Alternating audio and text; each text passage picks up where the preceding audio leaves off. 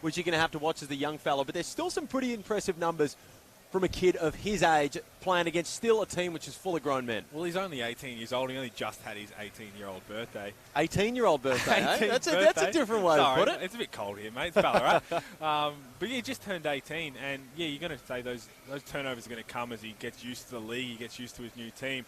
But he only played 17 minutes to put up stats like that as an 18-year-old. I know neither of us could do that. So most definitely not. If either of us could do that, we most definitely would not be sitting here in the commentary box. We'd probably be out there on the floor. Exactly, but of course, right. A great effort from the young fella. And there's divided opinions throughout the league on how he's going to do. We've seen the next stars of the past come through and not exactly light the league on fire. Do well in terms of what they're expected to do from our standpoint. But a lot of people expect, Melo to come out here and average 20 points. And that's not necessarily, is it, what NBA scouts, because at the end of the day, he's over here to try to get noticed by NBA scouts. That's not exactly what they're going to be looking for, is it? It's more like it was with Bowen at Sydney, the day-to-day. Well, you look at even before that, Terence Ferguson with Adelaide gets signed to OKC, starts most of the year for OKC. You're right, it's not exactly what stats he puts up. It's more how he fits into a professional league playing against men. And I think it's going to be great for him. And you see the players they put around him. They've got some old heads. They've got David Anderson. They've got Josh Boone. These guys who've played in the league for years. And then you add Aaron Brooks to the league, to his squad as well. So he's got the best to learn from, which is only going to help him throughout the year. Well, Aaron Brooks is definitely going to slot in there as not only a dominant force on the court, but also a leadership role. Like the 2010 NBA Most Improved Player. So the pedigree's there. What do you think of, before we touch on a Melbourne United and of course up right there in the favourites for the competition, Illawarra is still a bit of an unknown. Of course, new coach, first year for Matt Flynn in there, assistant coach Eric Cooks. A bit of a new look roster. You retain Todd Blanchfield, of course, a massive piece, Dave Anderson, AJ Ogilvy, Emmett Nah, but there's still a few little changes, and it's a bit of an unknown. That's sort of, a lot of people have put them around that 4th, 5th spot. Where do you think they can go? Well, it's an interesting makeup of a team. I was talking to David Anderson and Josh Boone before the game, and they were like, yeah, we've got us who are, David Anderson's nearly 40 years old and well, still I think he's playing. going to be going around for the next 10 years. Yeah, he's been playing since he was 3, but he's still out there. But you've got those guys who are on the older side of the thing, and then you've got all these young guys who are around 20 and even younger. And the only one who's really in between is Todd Blanchfield, who's been in the Boomers squad. So they've really got the ends of both spectrum and no one really in the middle. So it'll be interesting to see how they go, but they've got enough pieces to be competitive. Well, speaking of the Boomers, of course, we've got a massive game going on right now against Spain. If you are tuning into this one, Spain 47, the Boomers 52, so it's starting to tighten up there. And sorry for the spoiler, anyone who's recording it to watch it. If anyone's got it on the DVR, I apologise. And you're probably just going to have to tune in after halftime there, but the Boomers putting in a great effort. Can you think of a bigger game, when we talk about the context and where basketball in Australia is moving, a bigger game than this one? And maybe we'll be saying the same thing next week if they get up and win, and then the final, you've got the 2006, I believe it was, Commonwealth Games final. There's been very few bigger games on the national stage for Australia. This is as big as it gets, and you look at especially the redemption everyone's talking about with the loss in Rio and the mysterious foul calls. We'll talk about it, but yeah, it's huge for the sport in Australia, but it's huge for Australian fans. And you look around the stadium, and most people have their phones out. Most people are tuning in to watching the game. So for the first 30 minutes of this United Illawarra game, a lot of people are going to have to be watching 2 games, which is a good problem to have. Well, it is. And Melbourne United, of course, coming off a tough loss to Brisbane. What are your keys to backing up after a tough loss? Of course, going down within the 20s there, which is never what you want to do. Even though it's pre-season and you're trying to learn, you still never want to be going down by that margin, no matter who you play. And Brisbane put on a great effort, but again, they didn't have their full squad out there. Melbourne, of course, with a lot of guys still missing 6 players at the World Championship. So it's very, very, very tough. But what are your thoughts to back up off that? Firstly, it's good to know you haven't forgot Alex Pledger. Well, I've also made a mistake again because it's 5. I've forgotten the... I remember the pledge hammer, but I've added one more this time. Well, Mitch McCarron wasn't playing the last pre-season game, which I caught up with Dean Vickerman after that game and Casey Prather, and they both said, look, offense is correctable. We're a new team. We're trying to get our chemistry together. That's going to come. It's the defense they were really disappointed about. A lot of things that really it's just pride and keeping a man in front of you, and they didn't do that. And Brisbane put up nearly 100 points on them in a pre-season game. So look for them defensively to be a lot better. Well, of course, and don't forget, if you do want to catch this team and LaMelo Ball and the Illawarra Hawks when they come to town, make sure you sign up for Melbourne United. Memberships are on sale now, and now is the time to stand united. Don't forget that over 85% of memberships have already sold out, so jump onto the Melbourne United website and get yours to avoid missing out. Be a part of Melbourne United and become a member today. Now, we've spoken, it's our 3rd pre-season game, and we're going to call this the pre-season. But Melbourne United with quite a few games under the belt right now, 2 especially against NBA quality opponents. Has anything changed from your original sort of thought? And of course, we haven't seen the entire roster together. But have any of your thoughts changed on the way that this group works, for better or worse? Maybe. I mean, they're talented. There's no doubt about it. As you said, they've got guys away for national duties who will start to slot in over the next couple of weeks. But having a little chat to Dean, being around practice a few days, I don't think they're going to be guys who are going to lodge massive minutes. So you look at around the league, guys are going to be playing 35 minutes. I don't think you'll see a guy play 35 minutes for Melbourne all year. They're too deep. They've got that talent throughout their entire roster. And I think Dean's going to want to just get up and in, play ultra aggressive on both ends. And it's going to allow him to just keep rotating through guys. Well, of course, we can't forget about the elephant in the room, the big man Josh Boone on the opposite end of the floor tonight, matching up against his former team for the first time, and Dave Anderson. Now, both of these guys were sort of vocal in their opinion. Dave Anderson not as much, sort of was quite happy to move over down to the coast and relax. But Josh Boone there was a couple of questions with the way that he was dealt with as he left. Was he told at the right time? He could have done with an extra text message, or I'm not exactly sure where that went. But there was a tiny bit of bad blood on the way out. Well, I think there'd be a bit of bad blood no matter what happened, even if it was tongue twister, isn't it? Bit of bad blood is a tongue twister. How did Taylor Swift do it for the whole song? I don't know. There's going to be some bad blood for no matter what when you move clubs. It's just how it is. But he's a pro and he knows he's a pro. And I was talking to him before, and he's excited for this matchup. This is his first real game for his new club, and it's against Melbourne United, his old club. He won a championship with them. And he's going to be excited to go, but he's been in the league, in the NBA, and he's been in the NBL for 3 years now, so he understands what's going on. But look for him and Dave Anderson to come out with that chip on their shoulder. Oh, for sure. And I've spoken many times about the potential Rookie of the Year, and I've already labelled it Kuat Noi from the Cairns Taipans. I've already said that he's got that one unlocked. You've locked that in pen. Hard pen. There's no pencil there. You've locked that in. There is 3 potential nominees on this one team at Illawarra. You look at Angus Glover as he goes up for the throwdown in the warm-ups. Sam Froling and LaMelo Ball. You've got 3 players on the one team that are in my opinion, whichever one steps up is in a solid running. Of course, all 3 late in the year aren't going to be right there, but solid running for that Rookie of the Year award. Well, it's going to be hard. You've got 3 guys on the same team who could potentially win such an award, and they can't all shine at once, but again, they've got these elite veterans to learn from, and it's going to help mould them into terrific NBL players. And look for them all to have their own success this year in whatever role they need. And as you said, they've got a new coach this year, so they're going to be an interesting team to watch to see how they go. Well, it is. It's going to be fun. It's going to be a super fun team to watch. And Melo Trimble starting at the point guard for Melbourne United, along with Mitch McCarron, Sean Long, Casey Prather, and Sam McDaniel. So the usual suspects. Sam McDaniel in there to get the start as well is pretty big.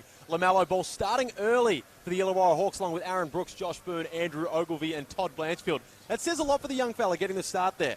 Well, we didn't expect it. We spoke about this game last week, and he came off the bench in their other preseason game against the Indigenous All-Stars. And yeah, I mean, he put up a good enough numbers, obviously, to get the chance. So good luck to him, and I'm sure the rest of the crowd wanted to see him in the starting lineup. Well, I'm sure there is a lot of happy people, and what's going to be a packed-out potential sellout crowd tonight. Of course, it takes a bit of a hit with the Boomers game on. If you've got to choose between the two, it's a pretty tough one. Especially as the Boomers game is going to be winding up in the crunch time right as this one starts. But let's hope there's a few empty seats just right where we are. Otherwise, we're going to be yelling in people's ears right where we are. That's it. There's going to be some unhappy people sitting in front of us having to listen to our dribble, but it is a 4-point game right now with the Boomers, so that one is going to go right down to the wire. If you can maybe chuck the dual screen on and get them both going at the same time, then it's going to be a pretty interesting evening. Well, it's 2019. Everyone should have some dual screens. You got iPads, you got phones, you got everything. Not everyone. Not everyone's been earning the big bucks like you, Pete Hurley. They can't afford the multiple screens. Some simpletons over here just work with the one. I've just been getting my McDonald's Monopoly ready to get my new TV, so eventually I'm sure to win one.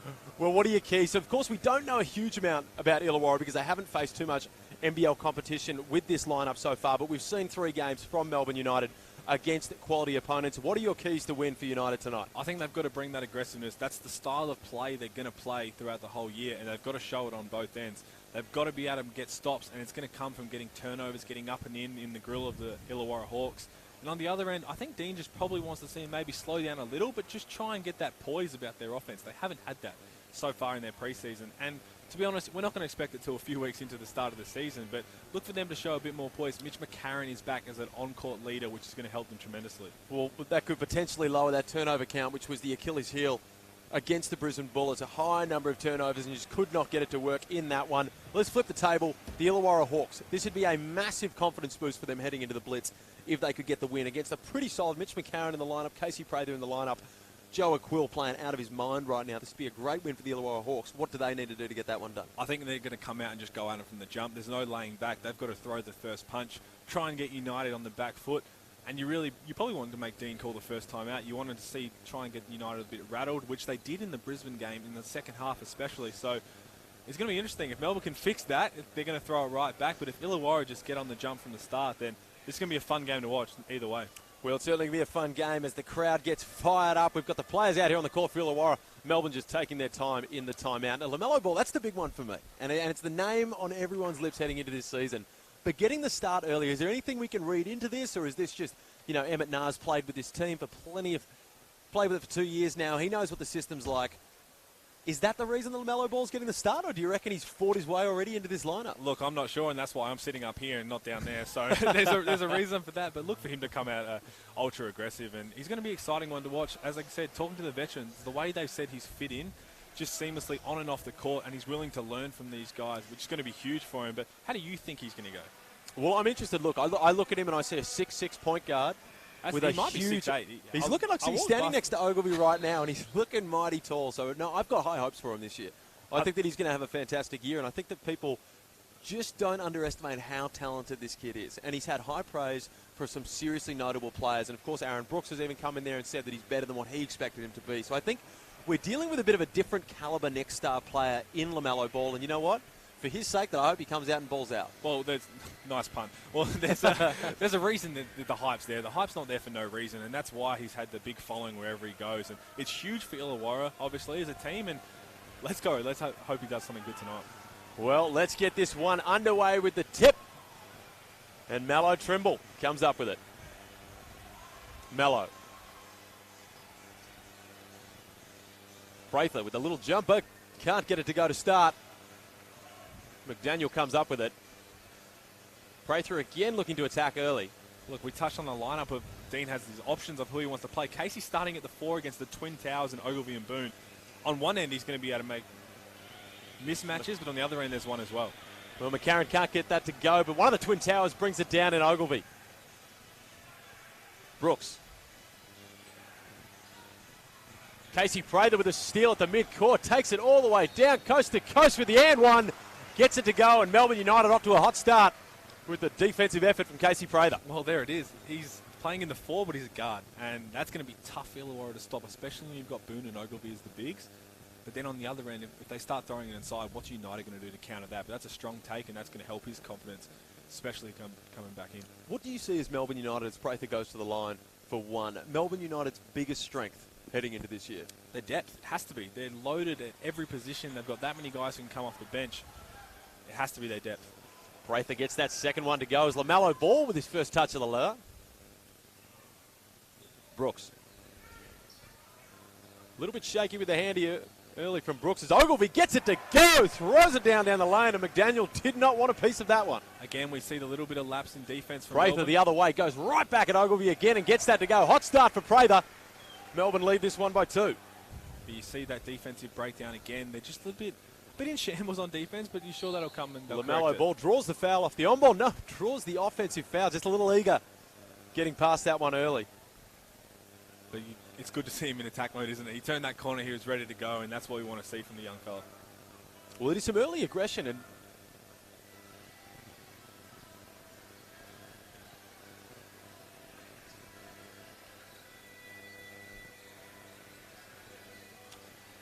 it's like Ogilvy's second foul of the contest early there. Now, remember the preseason games? You can have as many fouls as you want. Found out last week. McDaniel. Ogilvy did not want to pick up another foul there. It just gets pushed out by McDaniel, who we've spoken about his work in the offseason. He's come in strong, fit, and ready to go. Now, look, I spoke to him beforehand as well, and he was saying You've that he spoken to everyone in this building. Well, as Ogilvy goes upstairs again, mate, I've been here. You know I love to chat, so I just caught up with a few guys, but Sam McDaniel said he wasn't happy with how unaggressive he was last game. So that's why he's come out and been ultra-aggressive. As Aaron Brooks puts his hand in the jar and can't get that one to come up. Melbourne United will inbound from the baseline. Few whistles early, everyone's getting accustomed to each other. Well, you look at preseason, it's also, we've got to remember that it is preseason for the officials as well. A lot of these guys have come off refereeing the NBL 1, bit of a slower paced contest. So there's going to be a slow process, and we're lucky we've got so many games, so they're going to be ready to go. Speak for yourself as playing slow in the NBL 1. McCarron. All the way, almost tries to finish on his old teammate, but decides to dish it off instead. Ogilvie comes up with the board.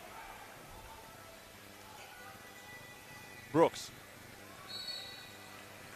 goes to give it back to McDaniel, but Prather reaches in, picks up the personal. Now, we also see a different style of coaching from Dean Vickerman here than we saw in the last 2 games. Last 2 games, he just sat back, he let the team try and sort their way out.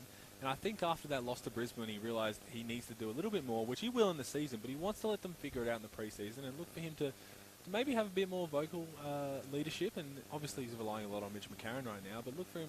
He's a bit up and about, which is what you want to see. Brooks makes the first, but you know what Vico's like. He's all Hollywood. LaMelo ball's out there. We know the cameras are on. LaMelo ball's out on the floor. Vico's going to be standing up and trying to get in those shots as much as possible. I'm surprised he didn't bring out the men's club suit, to be honest. I'm surprised too, but he's still not wearing any socks, so someone's going to have a chat to him about that. Trimble pulls up from deep in transition, gets it to go. That's going to help him. He struggled in the first few games shooting, and it's been weighing on him, so for him to be able to knock that first one down, hopefully it's a big night for Melo Trimble. Blanchfield under pressure. Trimble gets it out. The foul at the half-court line. Brooks not happy with that call. And that's Aaron Brooks' second as well. So it's been a physical contest to start, which is probably what we expected. There hasn't been as much free-flowing. But hopefully as the game goes, we can kind of adapt to that and see some free-flowing basketball. Emmett Nah, as we just spoke about, Aaron Brooks coming out with the 2 personals as Emmett Nah subs back in. Now, it's going to be interesting with this sort of 3-pronged guard attack of Brooks, Ball, and Emmett. 3 guards that can all play in this league, and you've got to find time for all of them. It's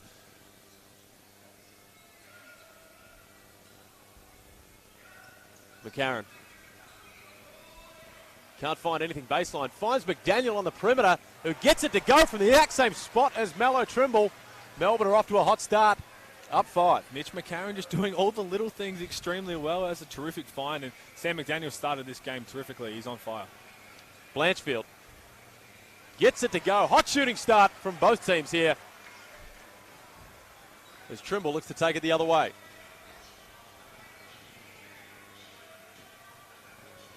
Prather. Again, LaMelo Ball. Now, this is the interesting matchup I'm waiting to see. When a guy of Prather's athleticism, strength, and development comes up against LaMelo Ball, how do they choose to attack that, and how is LaMelo Ball going to react to it? Well, here's the thing. You've got these notable American imports who've been in the league for a few years who are coming in, and all they've heard about is this kid come out of America. He's coming out of high school. He's a potential lottery pick. There's no doubt he's going to be a lottery pick. He's going to be in the NBA. You've got to admit, they're going to have that chip on their shoulder. They're going to want to go out and be like, hang on, this is still our time. This is not your time just yet, which is what you see Casey doing already. Well, there's a target on his back, of course, and the Illawarra Hawks are going to have to keep those hands in their pockets as they're over the foul limit with 6:50 to go in this first quarter. Well, that might help some people to watch the rest of this game for the Boomers to finish the way these fouls are going. Tactical effort by the referees there.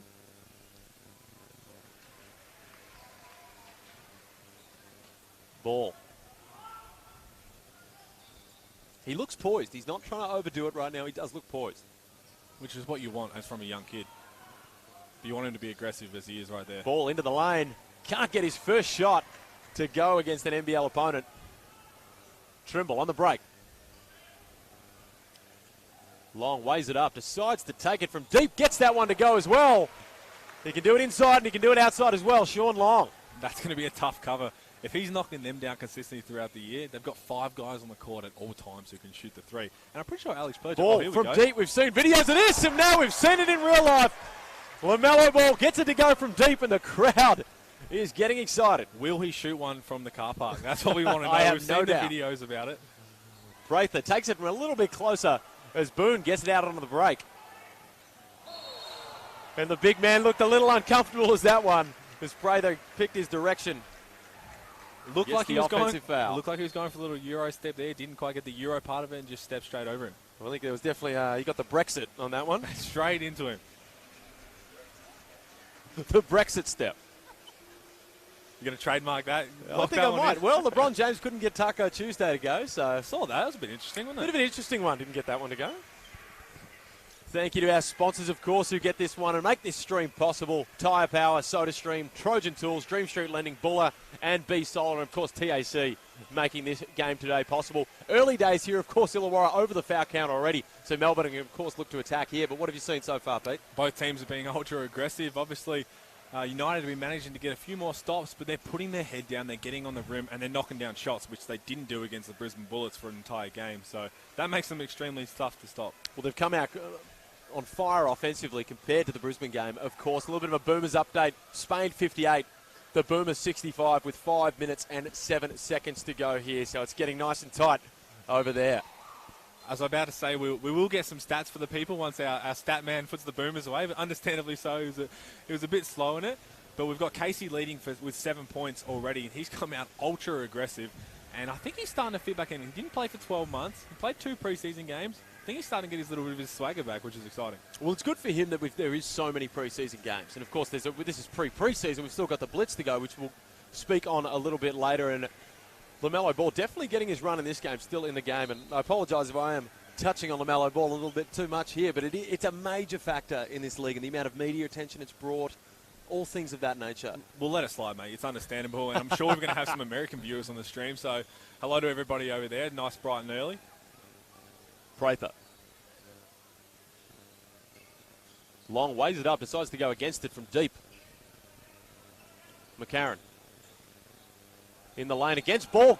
Can't get it to go, but he'll go to the line. I believe that's LaMelo Ball's second foul That is his second foul. Like a lot of fouls coming in on the guards right now for the Illawarra Hawks, and it's hard to really argue against because they look like they're obvious sort of reach-in fouls. Well, we wouldn't know about a good call. Obviously, having been past players, everything's wrong in our eyes. But they do look like the right call because United's being ultra-aggressive. They're putting their head down, and they're just making them have to foul. Otherwise, they're going to get layups. Sunday Deck subbing into the game for Ball.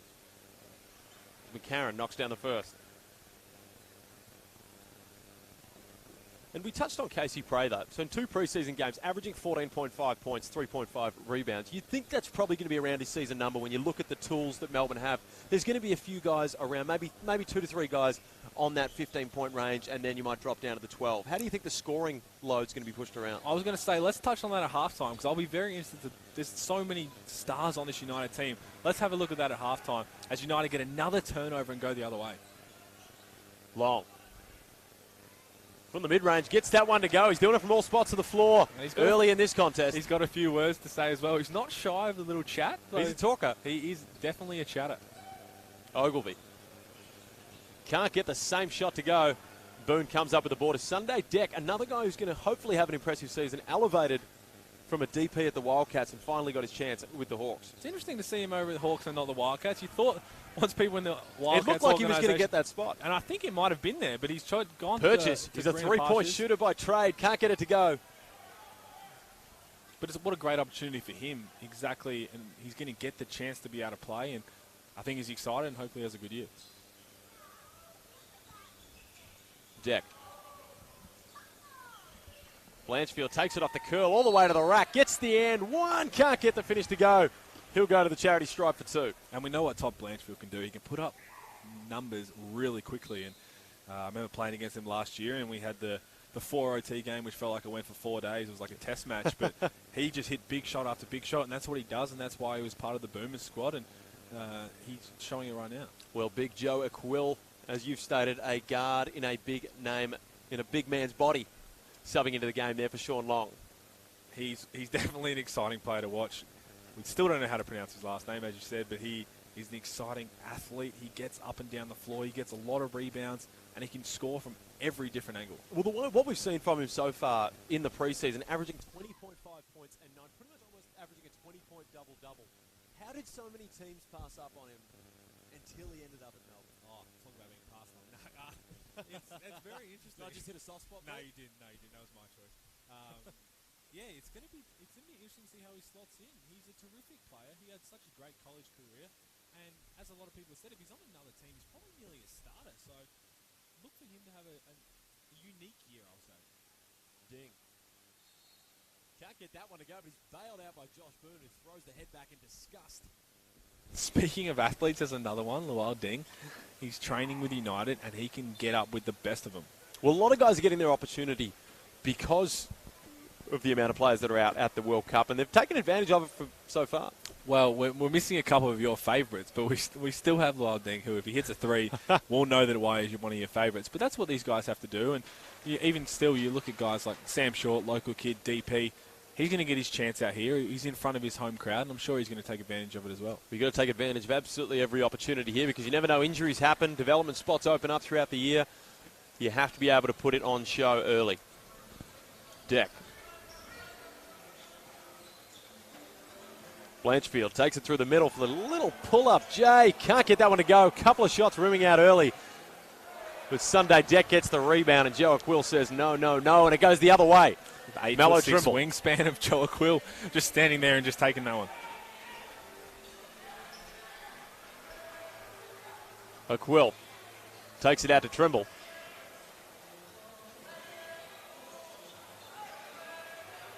Probably unlucky not to get the call. He can't get that one to go, but there's not many guys that size in the league taking it off the dribble like he is. He's got an explosive first step. He's got a long first step, which makes him really hard to guard. Conrad spent a lot of time in the 3-on-3 during the off-season. Looking to see that pay off in the NBL season as Illawarra managed to tip that one in. So as you said, it's our third preseason game commentating as well. We've actually managed to find out we're 100% pronouncing Joe's last name wrong. It is not a Quill, but he had averaging 20 and 10. He's averaging 20. So he's we're going to let it roll. 20 and 10 while we call it, so we'll let it roll. Blanchfield takes it in transition. A lot of contact on the screen. Little up and under.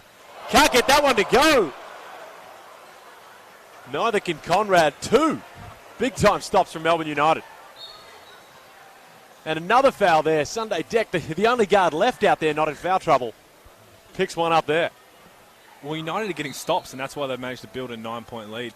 If they can start to tick this scoreboard over, this thing could get ugly early. Well, the hometown hero, Sam Short, subs into the game right now. And, of course, he wouldn't have played in this arena because we've moved over to the Ballarat Sports and Events Centre as opposed to the Minor Dome, the famous Minor Dome in junior basketball. I'm sure it'll still be used for junior basketball contests, but this is going to be the new hub for big games coming to Ballarat. Of course, there's sometimes some international games that come out here. There's quite a few events that will be able to use this arena. Well, it's a terrific arena, and you said it's packed out, and everyone looks like the whole town of Ballarat is out here ready to watch this game, which is exciting.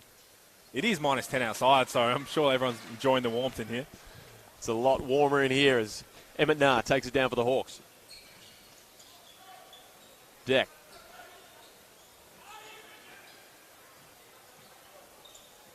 Conrad, the up and under, gives it to Ogilvy. Can't get it to go, but he'll be rewarded at the line for two. Now, it's disappointing in the preseason to see this foul trouble affect it. You almost wish that they did just say, you know what, roll through it. Doesn't matter about the fouls. Let's just play ball. Look, it's been 7 minutes. There's been that many whistles. I feel like Terry Crews in White Chicks. That's how many whistles are going on.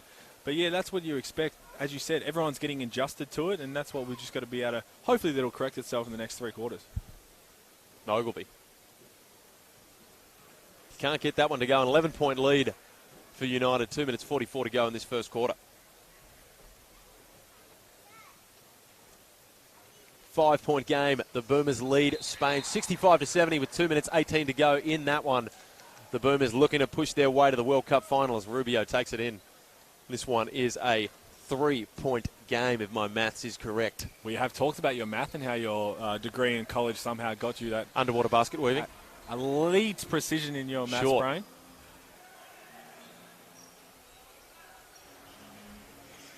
McCarron.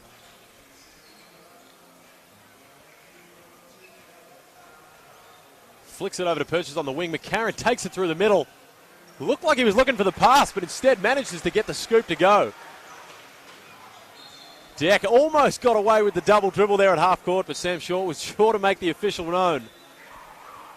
As McDaniel subs back into this one. We've talked a lot about young kids on both sides, but another one, Daniel Greeter, we haven't spoken a lot about. He had a terrific year last year as a rookie, and I think he's ready for it. I saw some highlights from their game against the Indigenous All-Stars. He went up for a massive dunk and then missed it, but then made a big one down the other end. So he's another one who's going to take a big advantage of his second year. Well, he's almost an old man on that roster when you look at the ages, the aggregate age of some of these players, but 5 points and 3 rebounds in the Indigenous All-Stars game.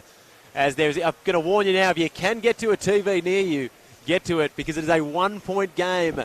Australia and Spain with a minute 11 left in that contest. So I'll probably forgive you for tuning out for a couple of moments to make sure you catch that one. We're not going to take that personally. If you have to shut us up for a little bit, please do. That isn't if you already don't have us on mute. This is an absolute, that's what they call a barn burner, isn't it? Is that what it is? Timeout here. Melbourne United leading 28-16 with 2 minutes 18 to go in this one. On a bit of a lighter note, I want to hear your thoughts. There was a lot of controversy, I'll say, last year about the United jersey. Bit of a different pattern they've gone this year. What are your thoughts on I it? quite like it. I think the first ever's done a fantastic job coming off the back of, they had some success with the City jerseys. I think there was some controversy They were elite. with the original jerseys, but I like them. I really like the Illawarra Hawks one. I think that's the best one that I've seen, especially their home jersey with a little bit of red going through it as well. No, I think all the jerseys across the league look really good. Even the South East Melbourne, they've got a different colour. But I must say, United jersey, and I've seen some surprises for some other jerseys throughout the year. United are going to be in the front runners for that. Purchase. As Melbourne United look to close out this quarter on a high. Prather. Looks to go from deep. Gets it to go. Perfect start out of the timeout for Prather. He's slowly just been getting better and better with his outside shot, and he adds that to his arsenal. He's got weapons all around the court. Froling, a guy we spoke about earlier, another young potential for Rookie of the Year. Gets it to go. Can't get the finish there as Purchase pulls down the board. There we go. Oh! Prather gets upstairs. Get used to that, Melbourne fans. And if you do want to see more of that, make sure you get your tickets, because Melbourne Arena is going to be jumping with the athletes that we've put on stage this year. They've got athletes at every single position. That makes it so Froling exciting looks to return watch. the favour.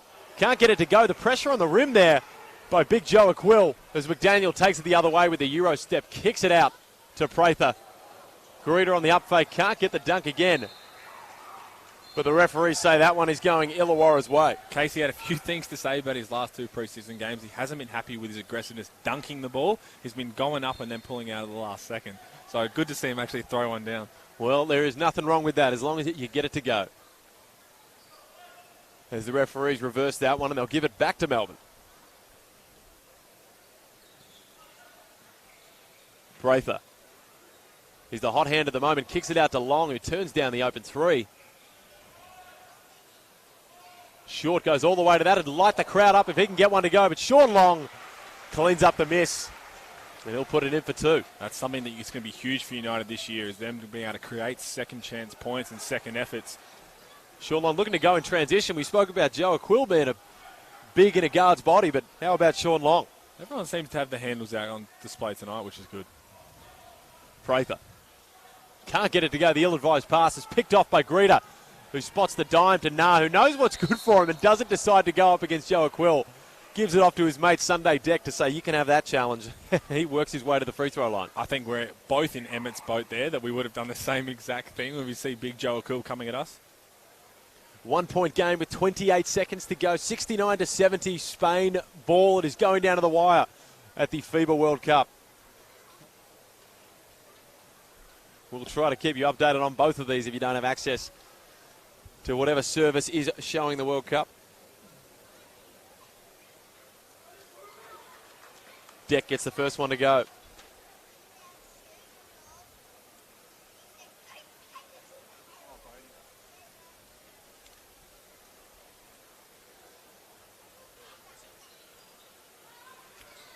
Gets it to go as Angus Glover signs in. And it's a For Sunday Deck. It's a 17-point lead here for Melbourne. It has to come. It's all from the turnovers they've managed to create, and they've looked after the ball. They've only had a couple, so we'll find that out at quarter time how many they've had.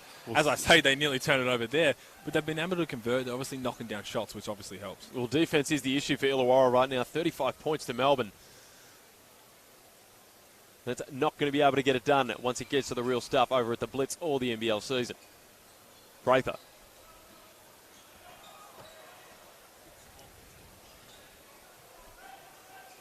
Gets it a short. Joe Aquill all the way through the lane. Greeter comes up with the block there as Dave Anderson pulls it down. Nah.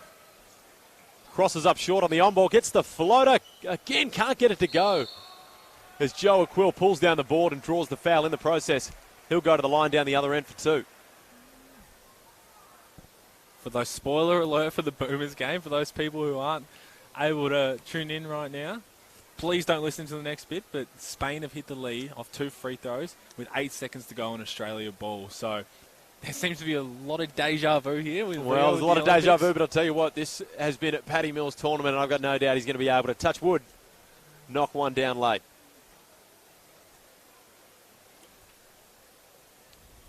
Quill can't get the first to drop. The Hearts are racing here, and it's a bit of a blowout right now, 35-18, but our Hearts are with the Boomers right now as they look to convert that one. Glover with the prayer. Can't get it to go, and that's the end of an entertaining first quarter. 36-18, extremely high scoring. The scoring leaders for this one, Casey Prey, the 12. Sean Long, 7. Mitch McCarron, 6. On the opposite side for the Illawarra Hawks, Ogilvy with 7. Blanchfield with 5. And LaMelo Ball, the one that many have come to see, with only the 3 points so far, but into some early foul trouble there for Illawarra. Sean Long with the 3 rebounds and Ogilvy with 4. But the foul trouble is what it's all about right now for the Illawarra Hawks. You talk about the foul trouble, we have a look there. It's 7 turnovers to 1 as well, and that's where a lot of points are coming from Melbourne United. And being really aggressive on defense, they're getting stops, they're getting a lot of blocks, but they're converting down the other end, which is why they've got an 18-point lead in this first Well, what are your takes right now? What do you see that Illawarra has to do to be able to get themselves back into this one? Because they're a good enough team when you look at their roster. I wouldn't put this as the margin we'd usually see between these two sides. No, and I think they just got to look after the ball. 7 turnovers in a quarter is way too many. And I think that's probably what the coach is telling them right now is let's look after the ball, let's get through offense, and let's try and make something good happen. We need to get a shot down the floor During this quarter time break, we'll give you the play-by-play on the final 8 seconds of the Boomers as Bogut gets it. Paddy Mills comes off the on-ball, looks to attack down the lane, can't get it to go, but they've called a foul and Paddy Mills will go to the line. Spain up 1, 4 seconds to go. I see phones out all over the stadium. Everyone's tuning in. I can tell you now, there is virtually not a single eye on the court anymore as everyone tunes in to see the Boomers attempt to make the World Cup final. I'll tell you what, if there is one man I want in the green and gold, with the exception of maybe Andrew Gaze, at the free throw line right now to send him to a World Cup final, it's going to be Paddy Mills. Look, mate, my heart is in my mouth. We're tuning into this. And I'll tell you what, Just Pete, get him over I am line. going to say absolutely nothing more because I'm not going to hit him with the commentator's curse. I'm not going to talk about the outcome of those free throws once. For once, I will not touch that with a 7-foot pole. For once, I wish we could just not talk for a minute, just so we can try and savor this moment and just watch. But we're commentators, so we've got to fill this feed somehow. Paddy Mills looking to line up. Of course, if you are wondering what we're talking about, you should know that the Boomers are going up against Spain to make the World Cup final. Paddy Mills is at the line. We're 4.7 seconds to go. So if he hits these two, Spain are going to have a chance to come back. But I will try to regain my focus on the game at hand here. Illawarra Hawks taking on Melbourne United. No one blames you. I'm pretty sure someone's in Dean's ear down there as well. I saw Dean watching it. I'm sure everyone has got their certain way, however they're getting notified. Pre-game speech, I saw Dean have it on in the back corner when he looked like he was looking at the players. He most Paddy definitely Mills wasn't. Gets the first one to go. This one misses the second. It's all tied up. And this one is going to overtime. Not the game, of course, you're watching here, but the Boomers are going to overtime with Spain to make the World Cup final. And we'll quickly switch our focus back to the game at hand. Melbourne United versus the Illawarra Hawks. Glover. Can't get that one to go to the big fella down low. McCarron will take it the other way. Prather from deep. No luck, but McCarron wrangles in the rebound. Forcing those extra second efforts. That's all effort plays, but they're getting more chances at the rim. McDaniel.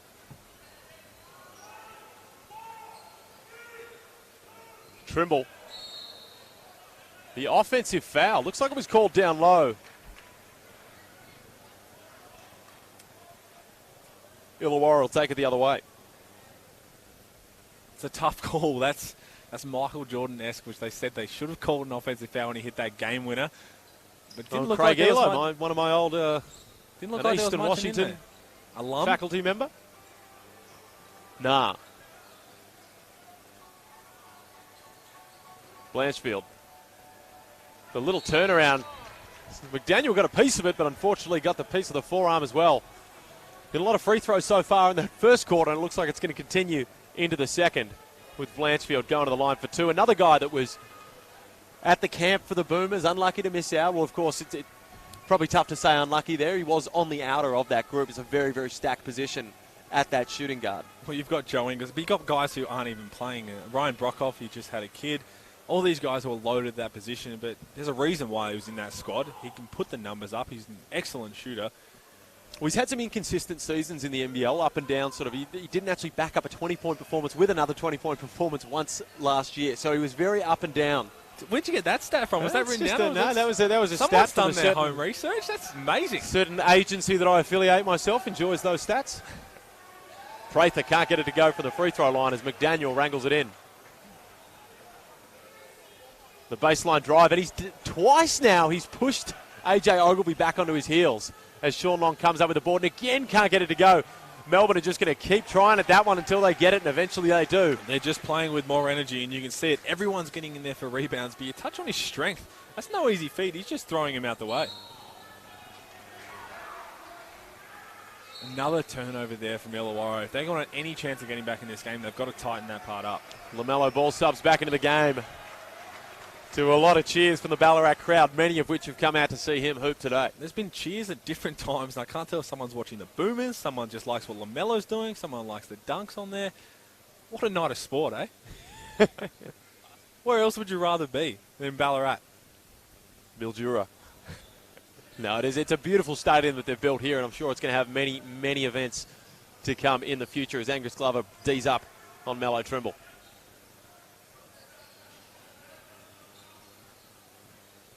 McDaniel gets deep into the paint. Goes up against Dave Anderson for the strong finish. He gets that one to go. That is a tough finish. That's a tough move. And he said he was going to be aggressive, and he most definitely has been. Ball. Dave Anderson says, sorry, young fella, I'm going to take that mid-range pull-up as Trimble takes it the other way. He's got McCarron out on the wing. McDaniel. Trimble attacks, kicks it back out to McDaniel, who turns down the three-point opportunity. It's a great Glover with a great defensive effort. You see, gets the charge. We talked about Dean. He's going to be up and a bit vocal. We saw a mismatch. He threw it back, and there's going to be mismatches galore if they play four guards throughout the entire season. And it's up to United to find that. He had to yell at Trimble, say, get it back to Sam McDaniel. Sam McDaniel settled for a three, which I'm sure won't make Dean very happy. But he's still on the court, which I would have been yanked by now for sure.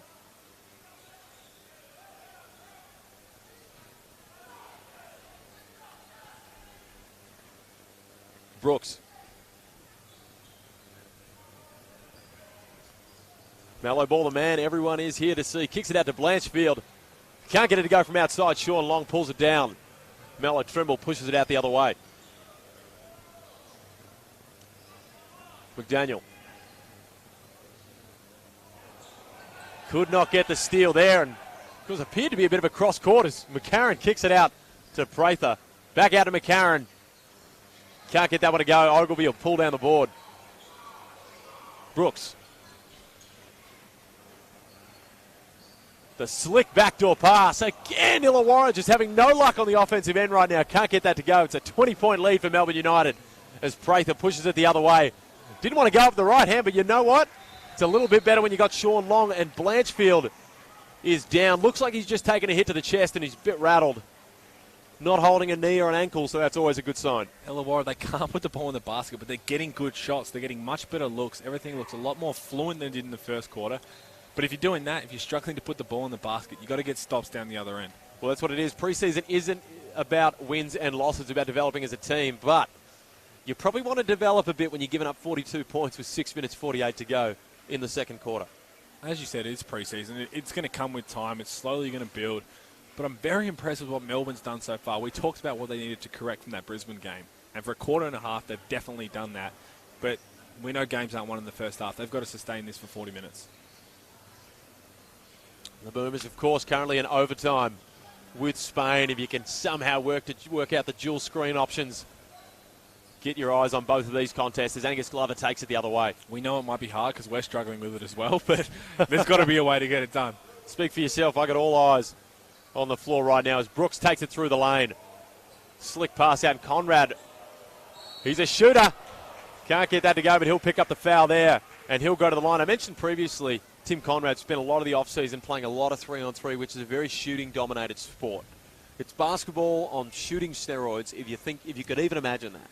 And I think that he's going to be better for that this year, and just keeping his fitness up during the offseason. And as an aging player, it's good to see that. Well, it is, and we did some 3-on-3 throughout the NBL 1 season with just in practice, and It's a tough thing to play. There's no stops. You've just got to keep going until someone wins, basically. And you said you need to be able to shoot the ball, but I was gassed after playing 2 minutes of it. And he's an aging veteran who's gone out there and played numerous games, which is only going to help his off-season. And as you said, he's a terrific shooter, which he's going to have a great year at that as well. There he is. He knocks down the first.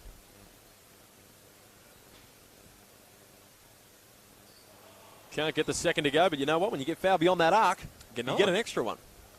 Yeah, bonus, they call it. This is 78-78 with 2 minutes and 5 seconds to go in the Spain versus Australia World Cup semi-final. As Melo Trimble. This one's a 20-point contest with 6:24 to go.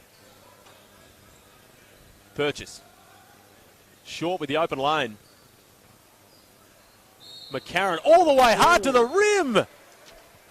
And it looked like there was no need for Sean Long to touch that one as it sat on the rim, but he's decided to put hands on it. And unfortunately, what looked like it could have been a possible and one, he's going to have to earn it the hard way with just 2 at the line. That looked like it was probably going to drop. Sean's definitely got to buy him a coffee in the morning for that. I'd be filthy at Sean for doing that. That's a tough move, but you see every single guy is just putting the ball on the floor and attacking, and they're looking for each other, which is good signs. Well, you know what? If there's mistakes that you want to make in preseason, it's probably being overzealous on the rebounds. Word of the day, there we go. Felix loves dropping his vocabulary in there. Overzealous. Underwater basket weaving paying off with his degree from college. McCarron. 21-point lead for United as Ogilvy subs out into the game for a man that Melbourne United fans are very familiar with, Josh Boone. Ball. He's looked slick so far. If we comment on his game so far, not a huge point production, but he's looked slick with the ball. Well, he's looked like he's fit into this system that they're trying to get going, which is ultimately what people were probably questioning is he going to be able to do that? And it looks like he is, and obviously it's preseason, but I'm interested to see who's going to spend more time bringing the ball up. He's a tall point guard. You've got Aaron Brooks in there as well.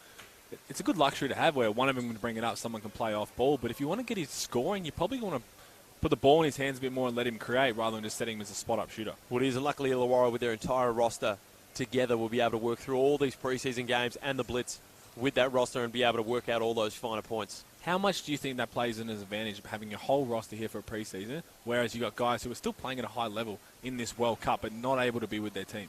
Well, for a team that's going to be fighting, in my opinion, for that sort of third at best, sort of fourth, fifth range, any wins you can get early are going to be advantageous because it's a win-loss league, and anything you can get early there and take advantage of teams when maybe they don't have the most preparation is going to be great for them. Well, and yeah, as you said, any way to win early, even if it's ugly, is going to help morale, and then from that will come all the polishing off with the team. Conrad having some trouble from the free throw line, and the tables have turned this quarter with Melbourne over the foul limit with 5 minutes to go as Trimble gets it to go from deep. That's 2 from 2 from deep. 2 from 2 from deep for Trimble, which he hasn't done in preseason so far. That's going to make him, you see a big smile on his face. That's what he does, and that's what he does best. Brooks gets it to go. Short.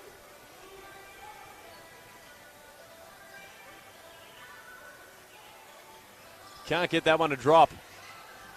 Boone, McCarron comes up with the board as they scrap for it.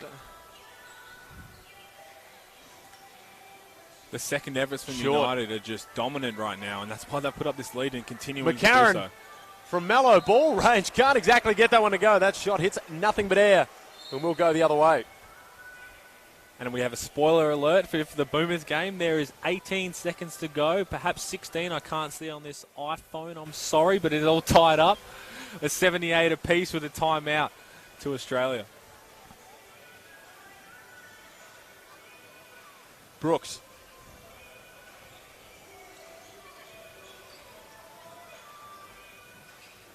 Brooks having some success at the rim. 4 points on the trot for Brooks. 2 tough takes, and he's only a little fella, but he's managing to get in there and avoid getting blocked. Joel Quill's in there, and he's not managing to get a piece of it. Glover pulls down the board.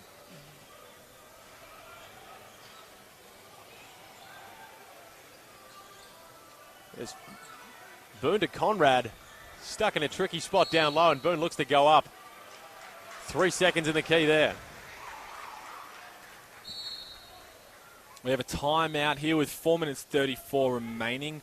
47-27 with United. And as you said, it looks like it's evened out a little bit. Obviously, the lead hasn't pushed out any further, but it hasn't come in. Illawarra definitely look more polished on the offensive end, but they just can't get enough stops.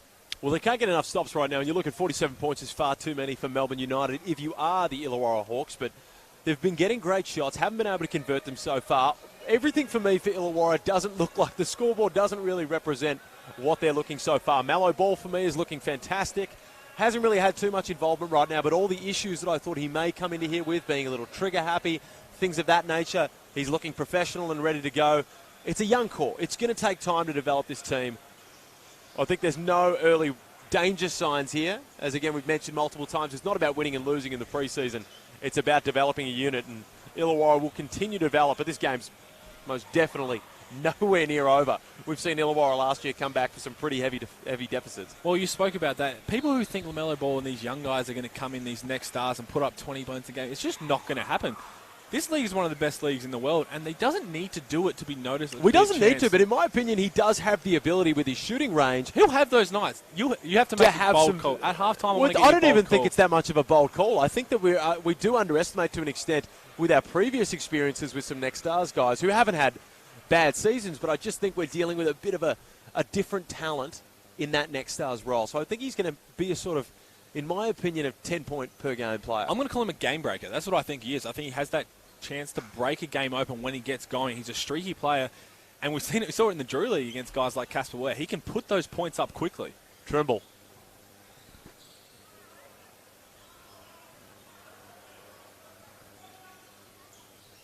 Quill gets it up high, gives it back to McCarron. Can't get it to go. A lot of contact down low with Brooks and McCarron. No call. They'll play on, and Purchase will try to return it from deep and gets it to go. A good no call for Melbourne right there as Angus Glover gets it on the break. We've seen what he can do in transition. Wasn't a letdown there. He'll go to the line for two. It's a great three by Drake Purchase, finally breaking the seal, but it looked like Melo Trimble took a size 13 to the face there, unfortunately. And as a quick Boomers update, 14 seconds to go. Paddy Mills has just hit two to put him up. 80-78, 14 seconds to go. 14 seconds to go. Spain ball.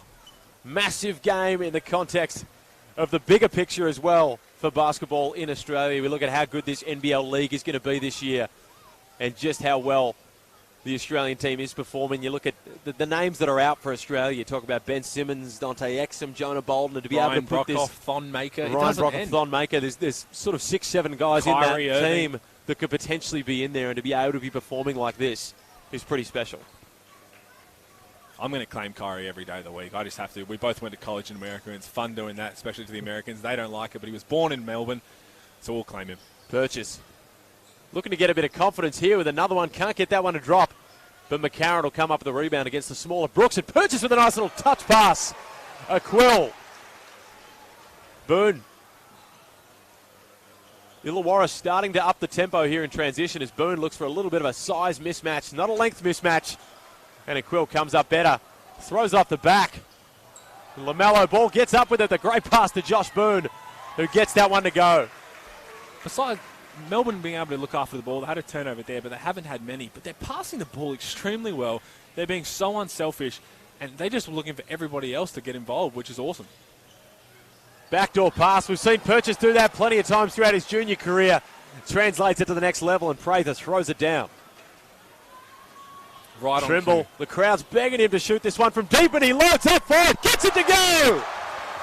Melo Trimble from deep. Now we've seen that on every YouTube highlight reel, and he's backing it up right now. Understandably so, you've got Melo Trimble, but it's LaMelo Ball. LaMelo Ball. There's too many Melos out there to count. But that's as exactly what he McCarron can't does. get that to go, and Melo Ball just doesn't want the rebound stat on that one and lets it drop out of bounds.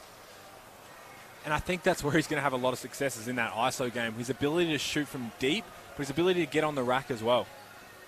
Well, he can get hot, we know that, and it's all about whether he can find those sort of looks within the offense.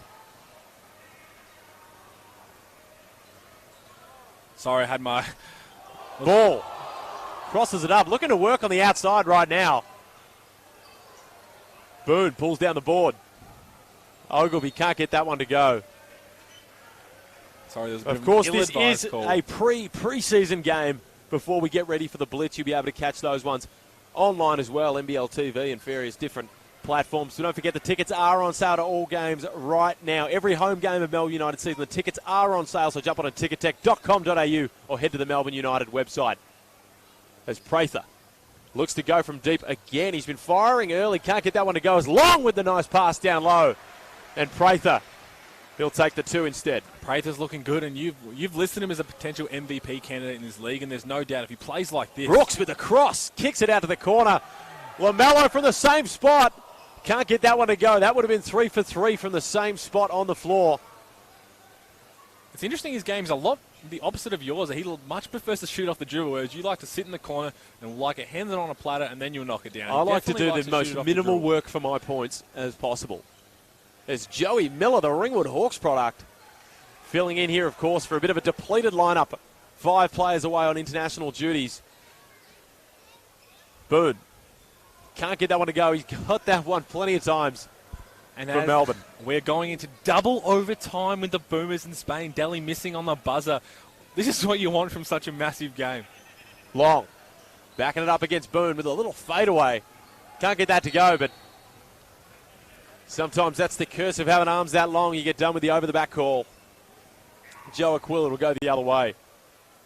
As we head into double overtime.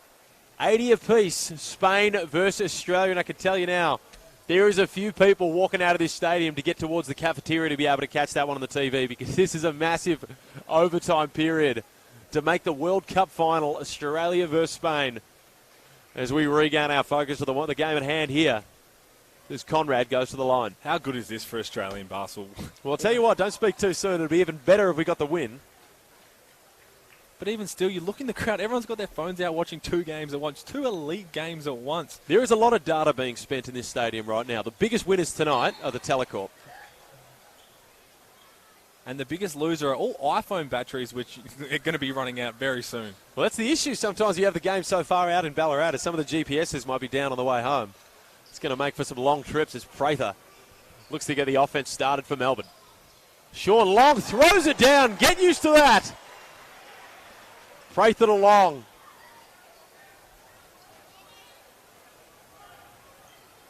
Frolic. Ball, there's a certain anticipation in the air every time ball touches it. What can he come up with here? Kicks it out to Blanchfield on the wing, who can't get it to go. Shoots a dart right at the front of the rim as Prather takes it in transition. Gives it off to Trimble, who will kick it out to the corner. Can't get anything to go there, and LaMelo Ball picks up his 3rd personal. Yeah, unlucky there. Little hand in the cookie jar, but I'd probably like to see him heat check that one down the other end. He made a good decision. He hit Todd Blanchfield. Well, that's the thing that's actually impressing me so far with LaMelo Ball, is that he's not just going ahead and just firing out will. Well, you would. He's staying within the... Well, of course I would. But he's staying within the offense.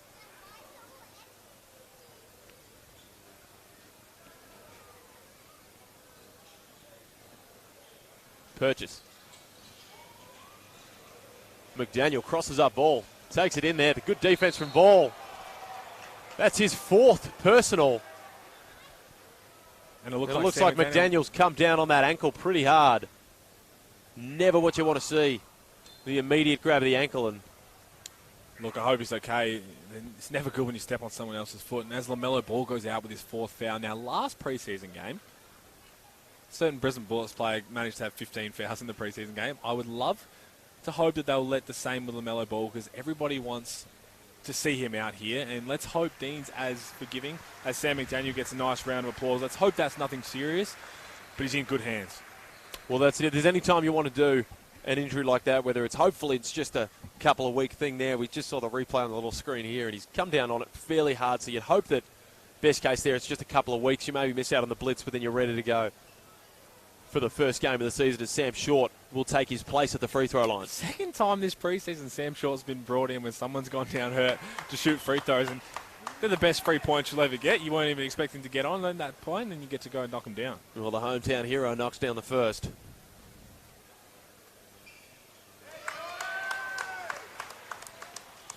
Short gets them both to go. 60 to 35, 25 seconds to go in this one. Trimble looks to pick Sunday Deck's pocket, can't get it. Sean Long gets a hand on as well. Melbourne getting pretty handsy on defense. Greeter takes advantage of the overzealous D and gets to the rack. As Boone just fights down there and gets it to go eventually. He'll go to the line for 2. A lot of hands on that rebound right there. Good luck if you're a statistician giving out those rebounds. But that's a good energy. That's exactly what you want from Illawarra to try and turn this around in the second half. Don't forget to follow Melbourne United on all the social channels, Instagram, Twitter, so you can stay up to date with everything going on behind the scenes at the Blitz, on the court at the Blitz, and of course throughout the NBL season. Here's Boone. Can't convert the first. 25-point lead. Looking like it's going to go into the half. At 24. 7 seconds to go. One last-ditch attempt for Melbourne United to push this lead even further out as Trimble takes it all the way down. Gets the floater to go on the buzzer. We're going into the half. Right now, Casey Prather leading the way with 18 points. It's a 62-36 lead for Melbourne United over the Illawarra Hawks. Casey Prather with 18. Todd Blanchfield with 9 on the other side. LaMelo Ball chipping in the 6 points, going 2 of 3 from the three-point line. The rebound leaders in this one, Sean Long with 9. Josh Boone coming in there with 6. Now, of course, the Boomers currently down by 5 as Goulding, our man, can't make the shot from the corner. 2 minutes 27, looking like a tough time right now for the Boomers as Rubio takes it down. If you can get towards the TV, the Ballarat locals down here are filing out at halftime to get to that cafeteria to watch as this game finishes. But don't forget the sponsors that have made this stream possible. Tyre Power, SodaStream, Trojan Tools, Dream Street Lending, Buller, and B Solar. And as well, if you want your Melbourne United memberships, you do want to come out and see them. You don't have to sign up for the full season membership. You can jump on the 5-game membership. If you're a passionate Melbourne United fan, but you can't commit to a full membership, then get on the 5-game membership. That's fully flexible and allow you to attend 5 games of your choice. So you can pick and choose whether you want to come and see LaMelo Ball, whoever you want to see coming to Melbourne Arena. You can pick and choose whichever ones, but make sure you're a part of Melbourne United, whether that's on the social channels, whether that's on a full membership or a 5-game membership. But Peter Hooley, what have you seen so far from both sides? We'll start with Melbourne United. It has to be. I'm going to single out Casey Prather, who's been absolutely terrific in this first half. He's been ultra aggressive, but he's making plays for everyone. He's knocking down his outside shots. He's getting all those extra efforts, and he just looks like he's having fun out there. But Sean Long as well, Mr. Consistent. They call him Mr. Double-Double, but he has to just be Mr. Consistent. He's got 11 and 9 at the half. On the other side, I've loved what I've seen from LaMelo Ball. He's got 4 fouls. Hopefully he gets a chance to just play through that. Hopefully they let him go. But Illawarra looked much better in that half at having some poise, getting some good shots. They just couldn't get stops when it mattered. No, and that was the issue for them. Look, 62 points and a half is far too many. You're not going to win too many games when you're giving that up. But I'll tell you what, you'd prefer to do that now than to be even doing it in the Blitz. Because this is a pre-season game, still early days for these teams. And we spoke about it earlier. With Illawarra having no players out on international duties, having this whole team together is going to pay dividends during the season. Well, it's a better learning curve knowing you've got the whole team here to learn from as a collective group. They're in there now. They're going to come out in the second half with something different. It's another chance to learn as a group. Rather, you look at the Melbourne game last against Brisbane. They lost by 20 with 5 guys out. It's harder to try and figure out what went wrong without those guys. So, to be honest, this is not a bad position for Illawarra to be in at all. Well, it is. And we look at one of the big things this year is going to be the big men in the league. You look at Melbourne United have got Sean Long, who's possibly able to come up against Bogut. Who, in your opinion, you take Bogut and Sean Long? We look at what Sean Long can do for this team, but you look at what Bogut does for Sydney. Who are you taking? That's a tough one. You put me on the spot there when I know it's Sean not Long, a tough one for me. Well, Sean Long put up 10K to anyone playing one-on-one last year, so I'm going to have to back the big fella. If you're talking about on the team, he just looks so, I don't know, like promising as well. It's a weird word to say when he's already so good, but you just think he's got different levels to go. He's athletic, and now he's shooting the 3 well. He's a tough cover. Well, he's all over the place. I think Bogut is still the premier big man of the competition. We've got to give him credit for that. But Sean Long is definitely coming up there. Half-time here, 6:47 to go before we get back underway. 62-36, Melbourne United with a convincing lead. As if you are tuning into the Boomers versus Spain game, Spain are pushing this one out a little bit, 92-85. You still look for if we jump on a bit of Boomers talk for now, if the Boomers do drop this one, which it's looking a bit dire right now, you've still got that medal chance. And of course, as heartbreaking as it is, you take the bronze medal here, and then you go and get yourself a gold at the Olympics. Look, they will be heartbroken if they can't get over the line. They were that close. They had a couple free throws, which obviously don't decide the game. You can't look back on that, but you've just got what an effort from them to even get to this stage. They've been undefeated so far. They've knocked off some massive teams. They knocked off the USA before they went there, and they've pretty much united Australian basketball. Everyone's got behind it. Everybody's been obsessed with it, and you've just seen everybody talking about it. Everyone's on Twitter talking about it, and it's just an exciting time for Australian basketball. Well, it's an exciting time for Australian basketball. To tell you what, I will never write off the Boomers, no matter what the scoreline, while Paddy Mills is still out there on the court. And you remember back in the days when Paddy Mills was playing in the NBL for the Melbourne Tigers. He's come a long way. He's definitely come during the NBA lockout, I believe that was. Well, it's funny, you look at some of the NBAs putting up on their social media, Paddy Mills has done this in the World Cup, and all the comments are like, why doesn't he do this in the Spurs? Where's this at the Spurs? He never does this. And a lot of people understand it, like, that's not his role. His role is a pinch hitter off the bench, and he's that X factor, and he's shown he's won plenty of games for the Spurs, but if he plays like this year, Popovich is probably licking his lips like, I might have to start this guy at some point. Well, you know that the space opens up, of course, Tony Parker out of that lineup. There's a lot of space there for him to move, so I would expect a big year from him here, but it looks like the Boomers aren't going to be able to get this one done against Spain. Going to drop out to the bronze medal contest. You know who they play, Pete? Oh, they play the winner of Argentina and France. Loser of Argentina and France. They will be playing the loser. I wish we could say that they'd be playing the winner, but of course, what a tournament as well. From we talk about, let's have a focus on the United guys on their international duties right now.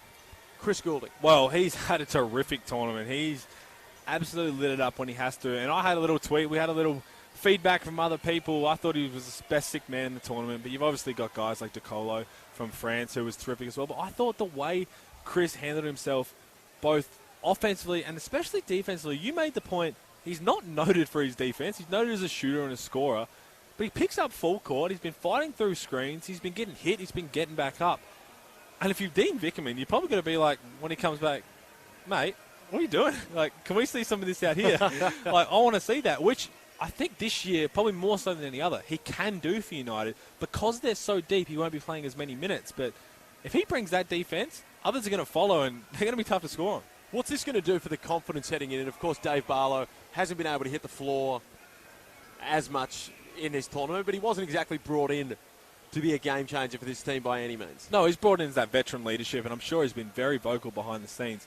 But they're going to be riding this little bit of a high. They love playing for their country, but I'm sure they're also ready to just get back and just play for United. They're chasing another championship. We fell short last year. They got an opportunity to be in that again. They've got the roster to do it, but they're probably excited for that challenge.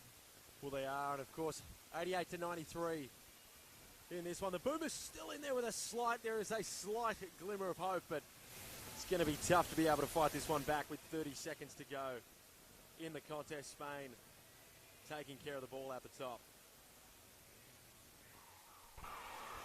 And this one as Marc Gasol puts the final nail in the coffin there. It looks like the Boomers are going to be fighting out for the bronze medal. And look, you can never be ashamed of losing to a Spanish basketball team. No, and the European powerhouses have once again shown why they're so tough.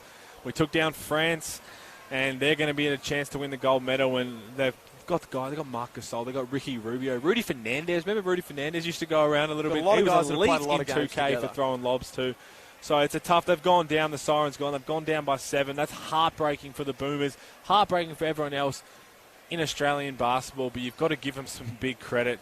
How good were they? Well, don't forget, follow Melbourne United on social media if you want to stay up to date with everything Melbourne United. Know your club inside and out and be the first to find out all the news you need to know. Hit them up on Facebook, Instagram and Twitter for all that content. Oh, he left out the sweet content, which he's been told to say. Now, Lewis, 2 minutes to go before the second half. I want to hear let's bring this back up a bit. I know we're a little flat about the Boomers right now, but if we... You're the expert commentator here, mate. These are your opinions. Well, the cricket's still on. We've already won the Ashes, so for those people who want to care about that, we've taken down England. There won't be any England people listening to our stream, so we can have a go at them as all we want. You never know. Of course, the Boomers go down to Spain, and all the focus returns to the NBL right now with Melbourne United taking on the Illawarra Hawks. It's a 62-36 lead at the half. A minute 30 till we get back underway here. What are your keys for Illawarra heading into the second half here if they want to get back into this ball game and make it a tighter contest? To be honest, I think they're probably just going to throw the scoreboard out at this time. They're going to be like, Score 0-0, let's take it a quarter at a time, and let's focus on the things we can control, which is not turning the ball over, boxing out. They've given up plenty of O-boards, and then just getting some good shots. That second quarter, they had a lot better offense, a lot more poised, and it looked better, especially from our viewing. If they can do those three things, they'll slowly chip the lead back, and then they'll be in it with a chance at the end. United, on the other hand, keep your foot on the gas. Do not let off. Show what you're capable of, even with 5 guys out. Well, it is, and of course, a lot of people in the house tonight to see LaMelo Ball in action against Melbourne, his first action against some NBL quality opponents. Give us your quick thoughts on LaMelo's performance so far. As you said, I thought he's been terrific. He's playing within a system, which is what you want from a young kid. His ISO game's tough. There's no way we could stay in front of him if he's playing ISO like that. He's got a great technique, great shot, maybe not technique's the way to go. But he looks like he's so comfortable when he's out there. He's played with the poise. But to be honest, I want him to be a little more aggressive now, especially when the lead started to go out a little bit. Try and take it. I know it's hard for a young kid, but try and just take it on yourself.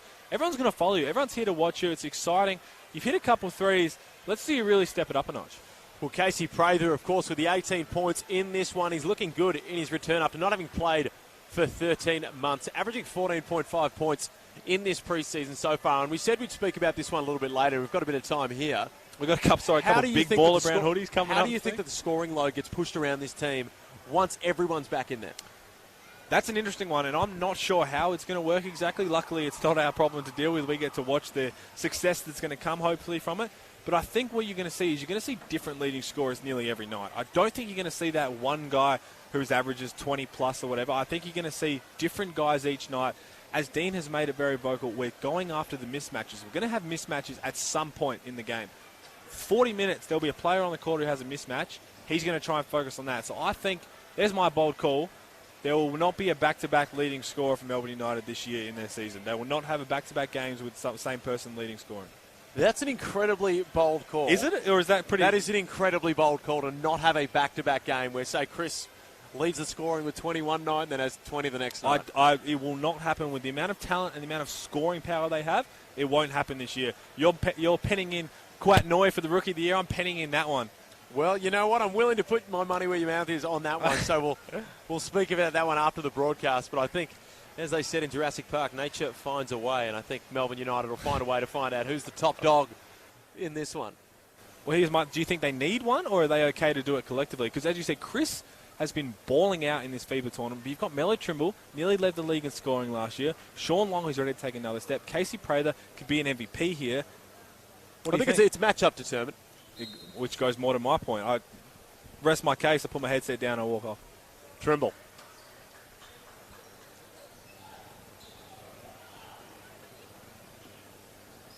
Long against the man that replaced Josh Boone, posting him up down low.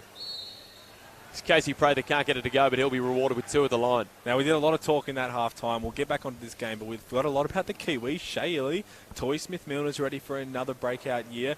Alex Pledger, Mr. Solid as a backup centre. The Pledgehammer. The Pledgehammer, who I haven't forgot about. You seem to forget about a lot. But they're bringing in Shea Ili. We forget about Shea Ili. He's starting as a point guard for the Kiwis in their lead-up games for the World Cup, Obviously, Ty Webster did a lot in the World Cup actual tournament, but he's a terrific guard as well. Another one who's going to slot in, but he's going to be a more defensive role. Well, look, and that's why, of course, Melbourne, they're probably only going to get about 8 practices together as a team before this season starts. And when you have a team as loaded with talent that it is, you really want to work on that role clarification early. For sure. Emmett Nah. Brooks. Loads up from deep, can't get it to go. A Quill pulls down the board. Trimble. McCarron with a little double crossover. Kicks it out to Prather, who's sitting on 18 points at the moment. Looks to make that 20 and does. The silky jumper from the elbow. He's looking good. He's looking aggressive in attack mode. He's got that quick first step, but if he's knocking down those shots, boy, is he going to be tough. Brooks gets all the way deep into the lane. Gives it up to Ogilvie, who throws it up with the 2 hands and gets it to go. Rewarded at the charity stripe as well. We haven't seen much about Aaron Brooks. Obviously, a lot of eyes are on LaMelo Ball, but he's been pretty solid. They look like they're holding a little bit in the tank, I'm going to say. I know it's only preseason, but it looks like that everyone's holding a little bit in the tank. Yeah, well, it's a little bit tough, of course, when it is preseason, when you're travelling and you've got plenty of games coming up. But People are still fighting for playing time, and especially when you come up against a team as young as the Illawarra Hawks is. When we talk about being poised on offense, I doubt both teams are throwing out their full playbook right now in this preseason game, as you said. No, they keep it pretty simple as Melo Trimble keeps it as simple as you want. Puts that one in against the smaller Emmett Nah.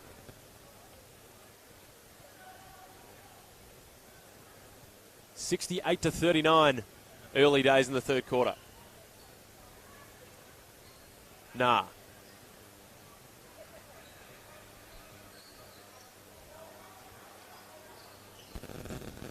Brooks. Ogilvy throws it down again. Aaron Brooks again being ultra aggressive off that ball screen and finding guys in the right spot, which is what you want to see. Trimble. Goes straight through the hips of AJ Ogilvy, and Ogilvy picks up the personal, not happy about it. And we spoke about Melbourne's first 2 preseason games. A lot of ISO ball, which went well sometimes, but a lot of the time it didn't work out. It's working out pretty good tonight, but is that a good thing or is that a bad thing? Well, overall, sorry. It's hard. It's very hard to judge Melbourne United when you look at how many guys are out right now of the lineup. So it's very hard to say whether that's the way that they're going to play. You probably want to go a little more ISO ball in the preseason and let guys develop. Prather gets all the way into the paint. Kicks it out to Joe Aquil. He's done it down low, and he gets it from outside as well. You can count those from that right corner. That's a footer with a 7'5" wingspan, knocking down that 3 over a hand. Not many people are going to be able to block that. He can just score in so many different ways. Guard in a big man's body, and guard on the other side. Aaron Brooks can't get it to go. The quick pull-up off the on-ball. Melo Trimble will push it the other way. Long. Takes it right through the heart of Josh Boone. Can't get it to go, but he'll get one on the side of the ear for his troubles. That's what you want to see. We talk about Sean Long's aggressiveness. Sprints down the court, makes a good seal, and then it makes a good, strong move. They've just got weapons everywhere, don't they? They are a multi-tooled attack, that's for sure. And again, 3 early fouls here for Illawarra. It looks to be their sort of Achilles heel right now. You don't want to be sending teams to the free throw line this early, and of course still only on the 3, but picking up plenty of fouls in this one. Well, they've Todd Blanchfield subs back into the game. They've put United in the bonus before the 5-minute mark in both quarters so far, and it looks like they're about to do it again in the third. You're not going to be able to claw many leads back if you're doing that. You're exactly right. McCarron throws it up. Long can't get it to go. Bit of an ill-advised pass as Emmett pushes it the other way. Blanchfield can't get it to go. Josh Boone cleans up the mess. Can't quite put it in the bin. So McCarron. Prather from deep. That's 23 for Casey Prather. Early days in the third quarter. He is rolling tonight.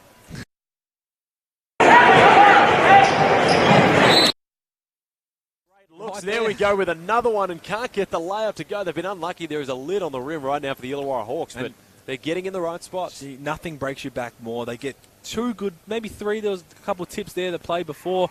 Unlucky not to get the ball to drop, and then goes down, and Casey hits a tough contested 3. That's a really, that breaks you back.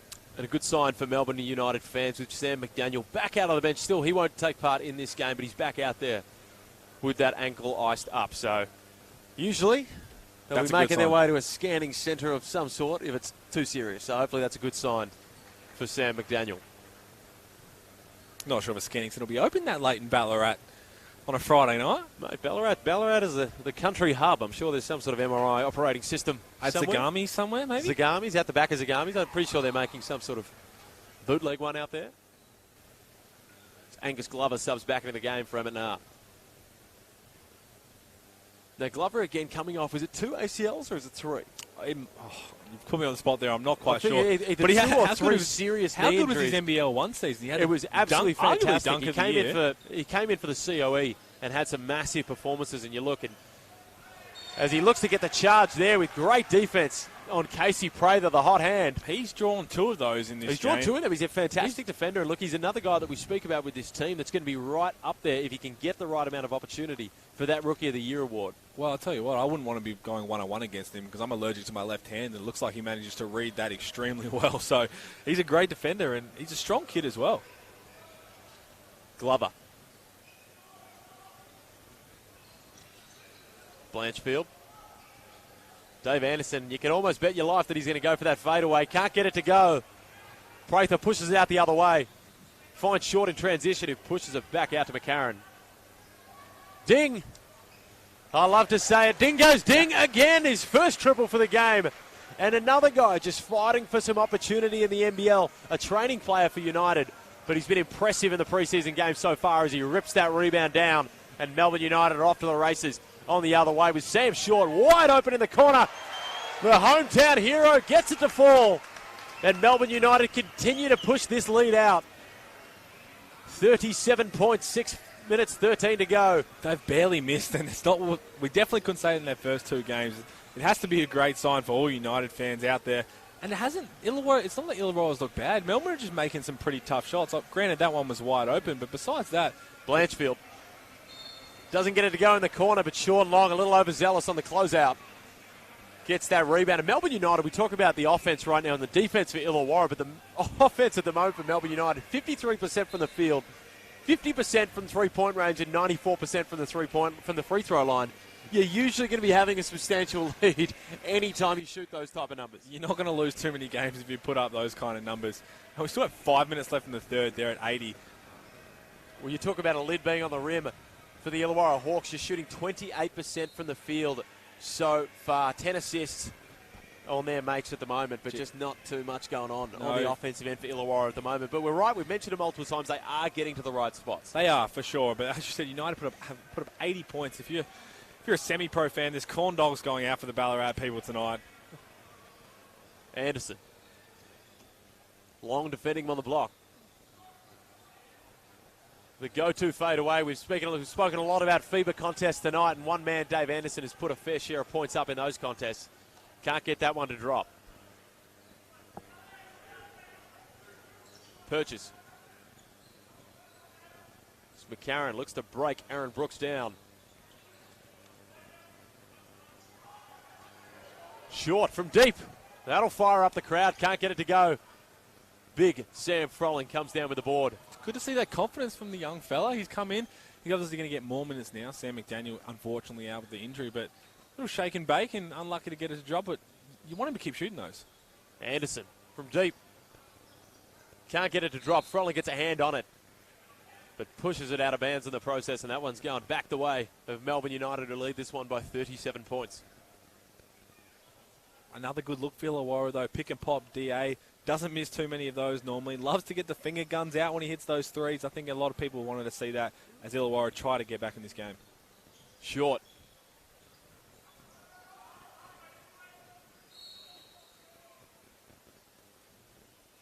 Holding foul there. An unsportsmanlike foul. Unsportsmanlike foul from Dave Anderson with the straight forearm. You don't see too many of them these days unless it's a breakaway. The FIBA. We won't touch on that. That's a very interesting call, but that looks one that definitely we can't blame the officials for those. I think that's a FIBA rule change that needs to come in there. That looks a little tough. Yeah, I'm not sure what exactly happened there, and he doesn't look too happy about it. Hands on the hips, and didn't argue too much. Just a couple of interesting looks. He's going to have a chat now just to find out what he did wrong. He's a veteran. He knows what to do. He knows how to talk to the refs the right way. Well, you look at this right now, a 37-point lead for Melbourne United, still with 5 players out on international duties. The full squad gets together next week. It's pretty dangerous right now. They've been tipped as the red-hot favourites for the year. And you look at they were red-hot favourites before Joe Aquil jumped on board, who's averaging 20.5 points throughout this preseason. So they've got even more weapons than was previously advertised. Well, for sure. They've got, as you said, the 5 guys out. They've got a lot of... Chris Golding is going to be a scorer in this tournament, in this league. But you look at their point spread. Obviously, you got Casey leading the way with 25. He's had an amazing game.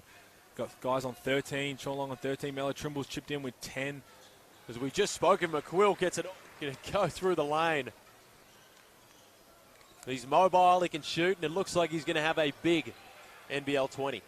As Aaron Brooks looks to go right at him and gets the and one. If there's one way to stop Joel Quill producing on the offensive end, it's to get him in foul trouble, and that's the way to do it. Aaron Brooks going straight through the chest for the and one there, and the Illawarra Hawks are going to need a whole lot more of that to be able to draw this one closer. He's really been the only one in this third quarter who's kind of put the head down and said, you know what, I'm going to be aggressive. I want to get something going here, and he's been unlucky not to have a few three-point plays, but good to see him convert that one. Hopefully he can finish it off here at the line. Well, it is, and hopefully this Boomers lead, or this Melbourne United lead, is hoping to ease the pain of that Boomers loss. But remember, they still will have the bronze medal to fight for, the loser of the Argentina-France game.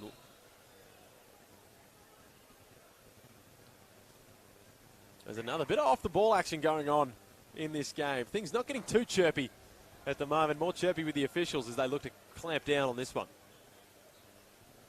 Yeah, I'm not sure how the other preseason games have gone, but it's always been a lot of calls and a lot of more whistles. Again, Mitch McCarron getting under the skin, which you know he's going to do. He loves a little chat, loves a little chirp, and I'm sure he's letting Aaron Brooks hear it right now.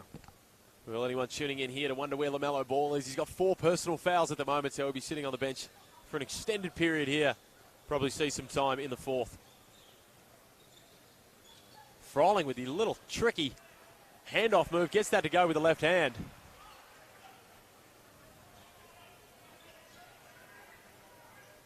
Short will get it going for United.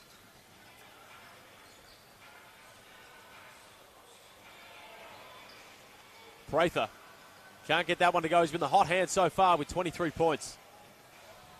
There's the slick pass there from Brooks to Froling on the break. Can't get anything down low.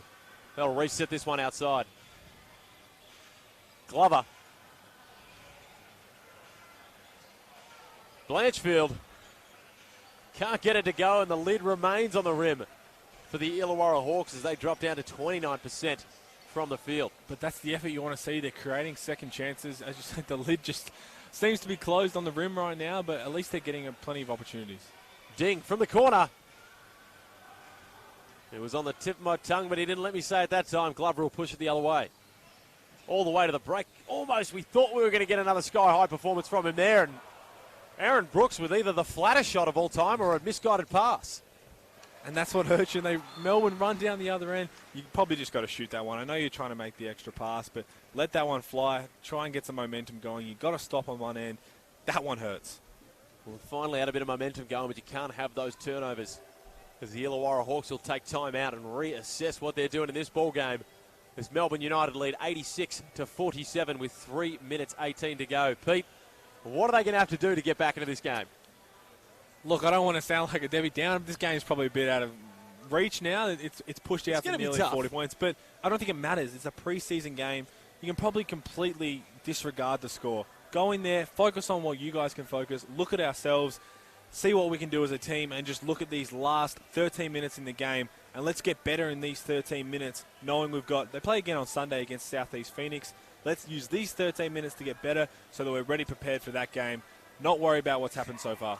Well, speaking of getting better, there's not much more that Prather can do with 25 points. 3 minutes 18 to go in the third in this one. He's having an absolute blinder. Sean Long again with 10 rebounds.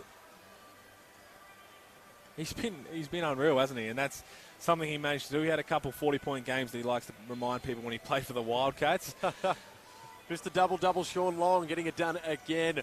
Plenty of good signs for Melbourne United, and I've harped on it, and I'll harp on it again. If you want to be there and see this in person, then make sure you jump on your memberships. Memberships are on sale now. Over 85% of Melbourne United memberships are already sold out. So make sure you jump on to tickettech.com.au to get your single game tickets, or if you want to just be there for the whole season, jump onto the Melbourne United website and you'll be able to find your way to it there. Brooks, slick pass to Ogilvie, chips it off to Froling, who gets it to go down low. And as you see, Angus Glover bringing the ball up there. They've had 4 different guys bring the ball up as point guards. Another good luxury for a rookie coach to have with so many talented players who can play different positions. Ding. He's been aggressive in all preseason games. Can't get that to go. Sam Froling as he pushes it out. Greeter in transition. Looked to get a little bit of contact while he was on the move. The ref disagreed, and this one will go back the way of Melbourne. I thought that was about to be the first time they could get a stop and string a couple of scores together with stops on the other end, and unfortunately didn't get the call. And hey, that's why we don't wear a whistle. Is that right?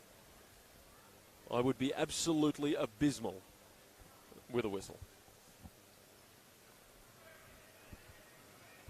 Short.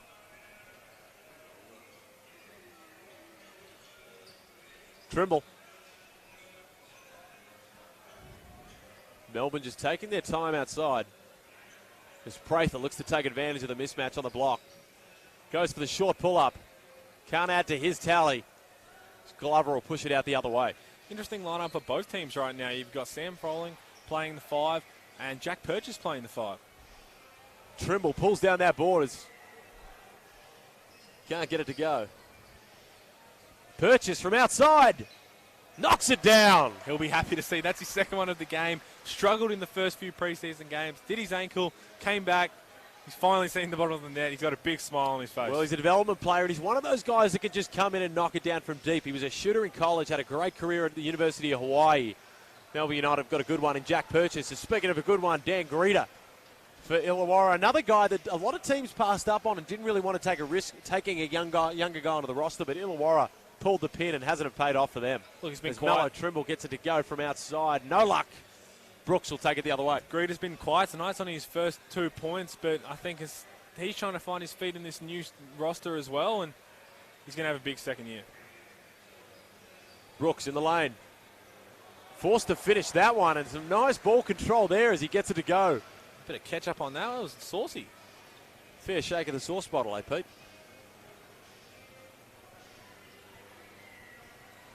Short. The Wild Ding looking to get in the paint every time he touches the ball. As Sam Short looks to get it to go. Gets it. That's a home, boys. A bounce, couple of isn't it? roll. That's a home ring for him. And the crowd likes to see that go down. The hometown hero, the Ballarat local, Sam Short. They're getting whatever they want in their offense. It's got to be pleasing for Dean Vickham. They nearly put up 103 quarters, and they get to cause another turnover there. Well, the pressure's been there on the defensive end as well, holding Illawarra to 31% from the field. As Purchase will try his luck at another one. Can't get it to drop.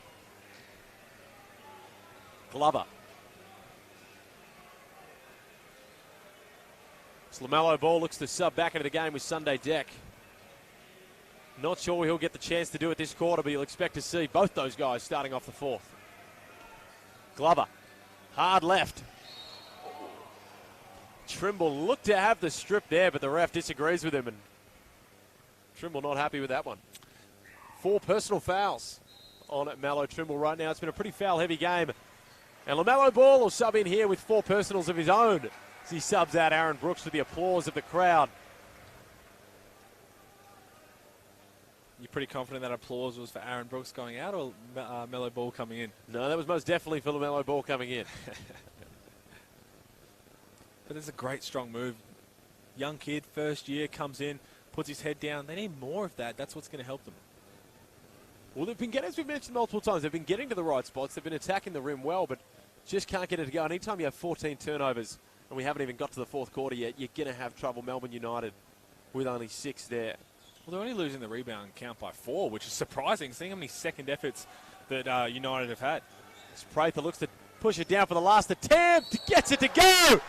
And one. What a way to finish the third quarter and rub more salt into the wounds of Illawarra right now. That's a scary sight for the rest of the league. Casey Prather taking it from one end to the other in under 4 seconds. And it's something you don't see that often.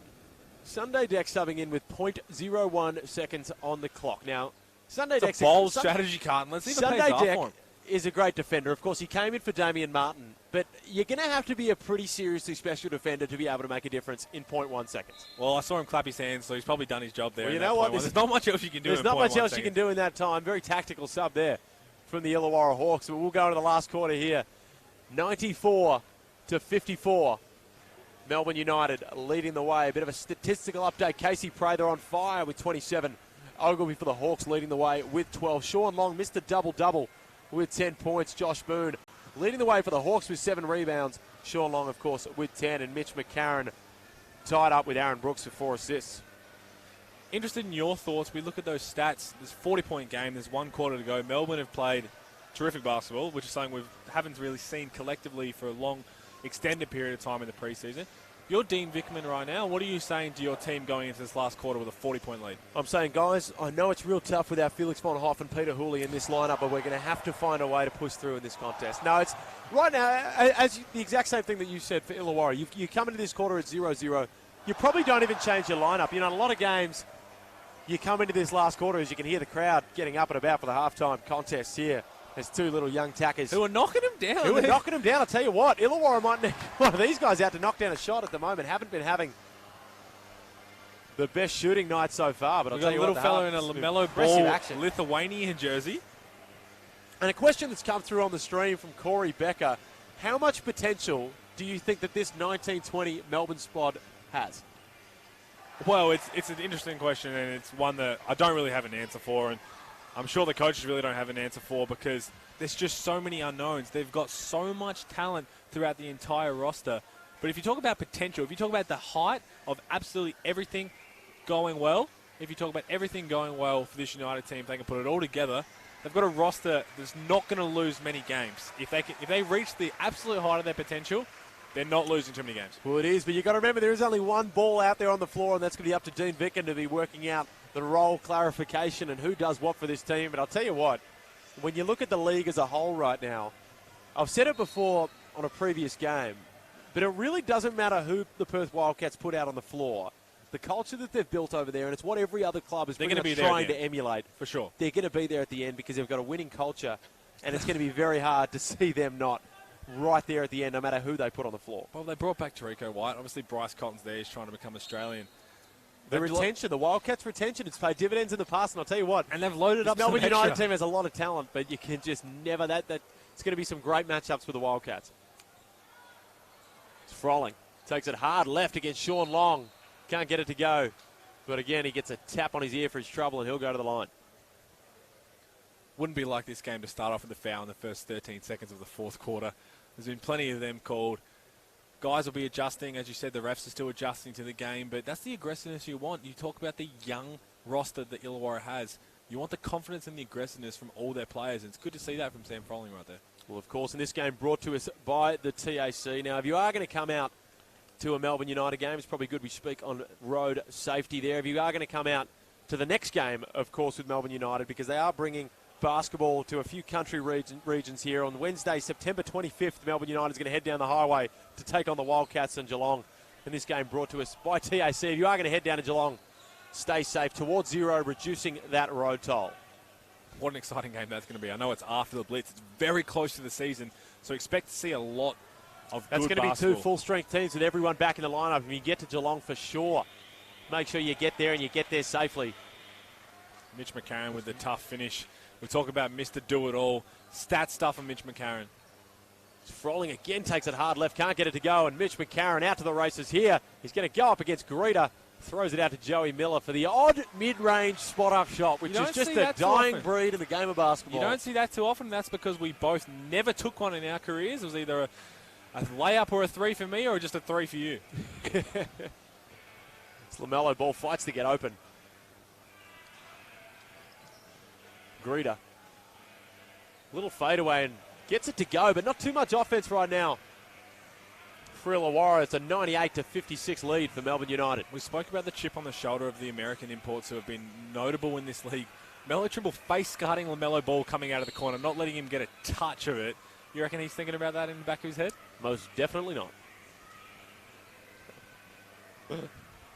Sean Long. Ogilvy just having a bit of trouble keeping the big fella out of the paint. Melbourne United will inbound this one. How exciting has he been? He's averaging 23 points on 68% shooting this preseason, and this game's not going to hurt his stats either. Miller. Gets it out to Trimble up top. Trimble with a little hesitation goes all the way. The slow pass out. As the big fella backs it down at the end of the shot clock. Had to heave up a little turnaround prayer there. Can't get it to go. And LaMelo ball push it the other way. Deck Froling wide open, an offensive foul. Again, just a little overzealous on the screen there.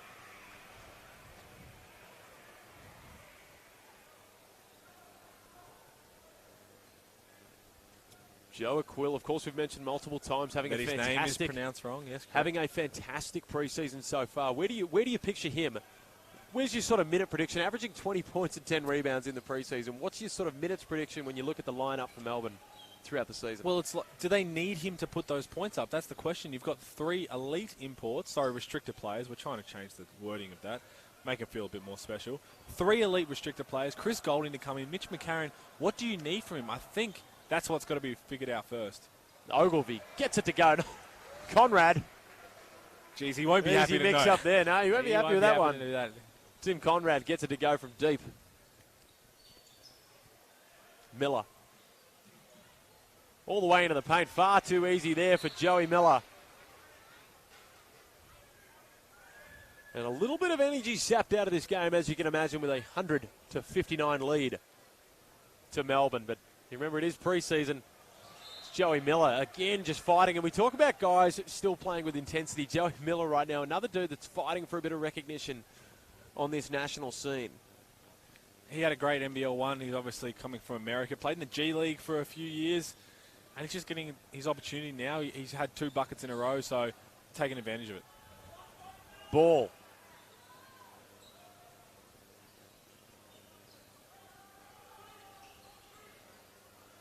Deck looks to get in the paint, kicks it out for second time. Bang, Tim Conrad, I'll get his name right that time, gets it to go. 2 in a row for Conrad as they dig into this deep 38-point lead.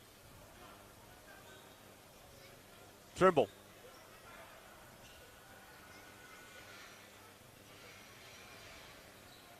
Miller from the corner. Again, just a rush shot there, can't get it to go. Sunday Deck pulls down the board.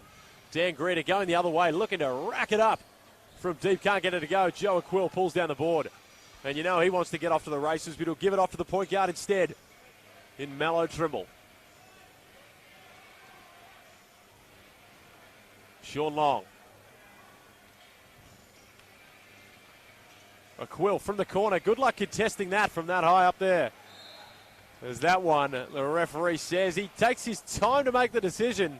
Toss a coin. Tosses a coin, Felix. Tosses the coin right out of the pocket and lands on heads, and United will keep it. I know we're not in the greatest spot to see that from here. It looked like it was pretty clearly off United. But, hey, another chance to put a point on the board. Inbound to McCarron. Trimble up high. Looks to have the hands in there. So McCarron just splits the gap a little too low for Sean Long. Couldn't wrangle that one in. And Illawarra will push it the other way.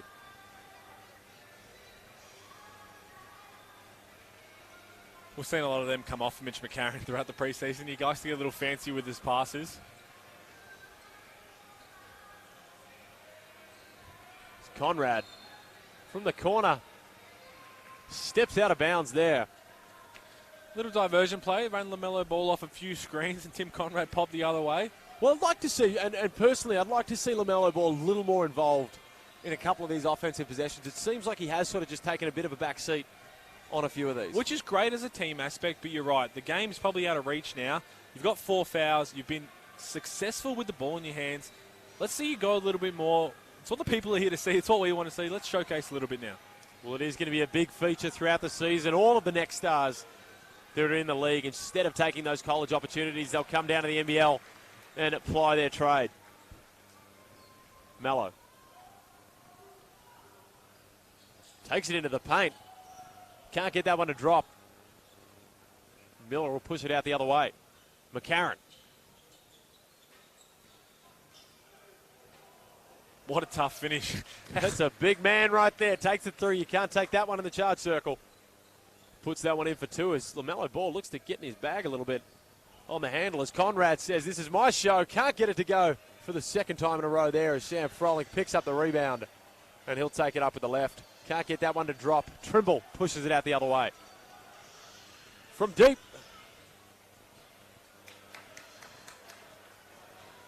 Ball pulls down the rebound.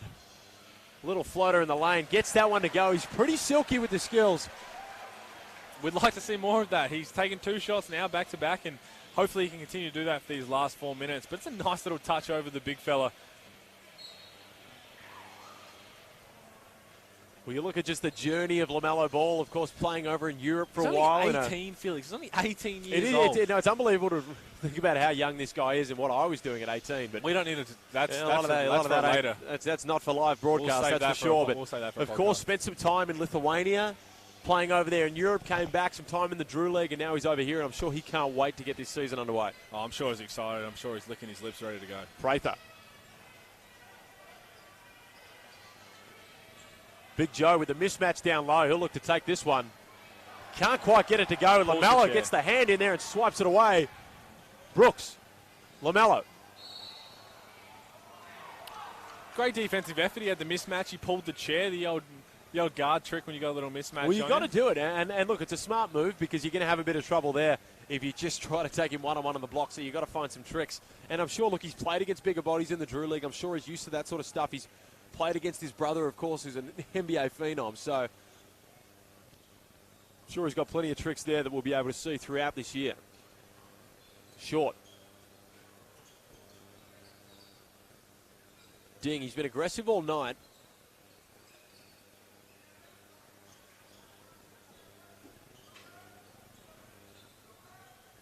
Trimble. Again, no luck on that one. Gets right in there as that one is going the way of the Illawarra Hawks. You talk about Ding being aggressive. They pretty much all have. Every player's come in and been ultra aggressive, which was one of the keys to the game. And that's a really exciting thing as a Melbourne United fan watching this, watching their team play with so much depth, but every player is playing extremely aggressive on both ends, which is why they put up a 40-point margin in this game. Well, there is less than 3 weeks until the regular season tips off as ball goes all the way to the rack and gets that one to go. Starting to show us a few signs of what he can do, LaMelo Ball.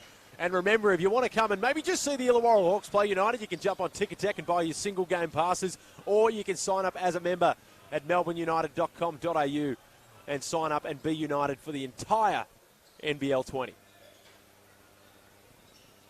Can't get that one to drop. Dan Greeter pulls down the board, and of course October 3 will be the tip-off. There's Melo from deep. Doesn't make contact with the rim on that one, but he gets it back. The pass fake. Sam Short does a good job of knocking that one out of the hands as Dan Greeter looks to salvage the offensive possession from deep. Can't ball down low. Gets it to go. He's got a nice touch on his little layups. And He's got some, and the interesting thing about Paul is you watch him, he's got a very lackadaisical style, just the way that he moves, and it's similar to his brother Lonzo Ball, but Casey Prather gets right up there and just continues to dominate this game. He's got himself to 29. No, but you're right, and it's a tough way to guard because you don't know when he's going to go. You don't know when he's going to pull up. You don't know when he's going to put his foot down and take that extra step. But he's silky. I think that's the best way to describe it. He's a silky player. Greeter down to Froling on the baseline. Looks to muscle his way through. Can't do it. As Sam Short, the hometown hero, kicks it off to Ding with a little floater. Can't get that to go. Glover pulls it down, and Melo will push it the other way. Couple fans Quick here little pass. pointing at the half-court line, wanting him to pull up. He's not going to be doing that in this league, I don't think. Well, he's definitely smarter than that. You can do that in the Drew League and whatnot and any other exhibition games, but he's a smart player, Melo Ball, and he's probably not going to see too much of that. You might see it as a heat check, but probably not going to see too many near the half-court line. But he has shot it from deep tonight on his attempts. Well, he hasn't. Again, that's going to make him a tough guard as well because, as I said, and you said he's so lackadaisical, you don't know when he's going to go, you don't know when he's going to pull up, and he's so silky with all his little touches, so he's going to be a tough one. Well, the hype is building for the start of the NBL season. You'd almost go and say that this is the most star-studded Melbourne roster, or definitely the most star-studded Melbourne roster we've ever had. It's verging on probably that hurts, mate. I was on the team for a little bit. The most star-studded Melbourne United roster. Probably the most star-studded. I've said star-studded about 7 times right now because that's what it is. Star-studded roster in the NBL in recent time. Because they spoke about Melbourne's championship roster being right up there with one of the best of all time. We haven't heard too much of that talk amongst Melbourne fans. Has definitely been the talk. But in terms of the general NBL, do you reckon this is right up there and one of the best, in terms of on paper, one of the best teams? You can't talk about performance because there have been some great teams in this league that have performed. And until you put that championship in the mantle, you can't say you're one of the best teams. But right now on paper, the hype's building for this team to be one of those. Well, look, as a guy who was part of that championship-winning team, that so hurts. Was I. So was I. Sorry, I was right in there as well. You did help hold the trophy. Yeah, they're for sure. There's no doubt about it. They're so talented. They're so star-studded throughout. And I'm trying to think of, other rosters who are loaded up like this. Well, it's tough. Feel free to message any through to the feed if you think there's a better roster that's been in the NBL. Not talking one, performance. Definitely tough. Not talking performance. You're talking strictly names who have known players and the roster depth. Look, you might be right, and I hate agreeing with you because you're really right. You've said Kouat Noi. If he wins it, I have to eat my words again, but you might be onto something there, Felix. 106-68. A dominant performance by Melbourne United in this one. Casey Prather leads the way with 29 points as he looks to add to his tally right here, and he does by throwing it down. And a little step right on the head of the young fella, Sam Froling. He gets his total to 31 in this preseason contest. Geez, how good does he look, man? When he's aggressive. He has been looking fantastic. You talk about 13 months away from the game. He is looking fresh as ever. Glover, Froling down the lane. Can't get it to go as well, but he'll get the reach-in call and he'll go to the line for 2. He's been saying that he's been upset with his inability to finish dunks in traffic. He missed a couple in preseason games, but he's gone up for a few and he's flushed them all down tonight, and he's going to be happy with himself. We'll have to catch up with him post-game. He's got a big smile on his face. He had some words to say.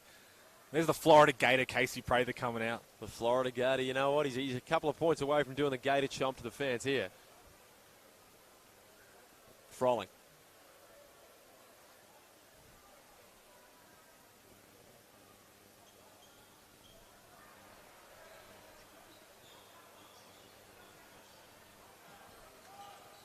As Melbourne United look to close this one out. A minute 34 to go. 108-68. Purchase. Greeter with the attempted block pass. We're not sure what we'll call that one, but if you are tuning into this feed, then make sure you follow. It's a preseason game. There's plenty more to come once the actual NBL season tips off. But if you want to stay up to date with Melbourne United and all things NBL, make sure you get onto the Melbourne United socials. Facebook, Instagram, Twitter, you name it. I'm sure they'll start up a Bumble account soon because they're just trying to cover absolutely every medium. Speak for yourself, mate. We know you're on all of I've those. I've got enough burner Bumble accounts to worry about myself. As the shot clock runs out of there, a lack of communication as both teams look to close this one out. Got a feeling we'll be seeing that Casey Prather dunk on a few highlights around the social medias. Melo. A lot of fans in the house tonight to see what Melo can do, and I'll tell you what, may not have done too much damage on the scoreboard, but he's impressed me with his poise and patience so far, and he's definitely going to be up there as Purchase comes in there to take it away from Sam Froling at the hoop. You're not going to see Jack Purchase with too many blocks like that, but I'll tell you what, if LaMelo Ball's impressed you tonight, mate, then he's done his job. He's done his job. I'm a difficult man to impress on and off the court as LaMelo from the corner can't get it to go. Got to be happy with the aggressiveness from him, though, especially in this last quarter. We would have liked to see it for the entire game. This is the first time he's coming up against NBL quality opposition. Of course, Melbourne United missing 5 players who are currently at the World Cup, and they'll be back suiting up into this one very soon within the week. As Joey Miller kicks it out to Trimble, who kicks it again to Short, the hometown hero. Gets it to drop. And it's a bit of a blowout performance here, but that will give the Ballarat crowd something to smile about. Geez, he'll be happy with that. How good's that? Knocking down 3 threes on the newly opened ball. Splits the on-ball screen. Takes it through the middle. You almost thought he could have thrown down, but he said if you want to see that, you're going to have to wait to the regular season. He's got a few tricks in his bag, and he pulls that one out there in front of a strong Ballarat crowd. Straight ketchup, Felix. That's as saucy as it gets. 14 seconds to go here, Melbourne United. Not going to go with the usual dribble it out. They're going to say 111 points isn't enough. I'm going to add to it. Purchase from deep. Can't get it to go. Ding with the rebound, and this one is all done and dusted. Melbourne United, they dropped the last game convincingly to the Brisbane Bullets, but they've come back and put on a dominant performance, 111-70. Casey Prather leading the way with 31 points. And the big story of the night when you talk about an overall aspect, LaMelo Ball with 14 points. A pretty strong effort for LaMelo Ball. Look, he had 4 fouls. He didn't play much in that third quarter, if at all. He played the last few seconds. He only played 21 minutes, but he had 12 points. He had the 4 fouls, 3 steals. You know he can get his hands in on defense. Look, he impressed you, he impressed me, and I think he's only going to get better for these games. It's his first NBL quality opposition he's gone against. But it's going to be interesting. Once the lights come on and we get into the pressure environment that is the real season, the scouts come out. The scouts are going to be out there in Tasmania, the NBA scouts, to come and see him. But again, they've already publicly said the NBA scouts are going to be out there. And let's remember, this is the NBL. It's one of the top leagues in the world, so there's already going to be NBA scouts at these contests. But just when you know there's going to be a couple more in the building, there is a target on the back because there's plenty of imports. Guys like Casey Prather, who had 32 points himself tonight, still want to get that NBA opportunity. For sure. So there's a target on his back. There will be, and you saw that a couple of times. Melo Trimble top blocking, not letting him want to touch the ball, but I've got to say, he's impressed me. He's done well with his team. You can't read too much into the scoreboard. But on the other side, let's talk about Melbourne United. You talked about them bounce back. What a game to do it.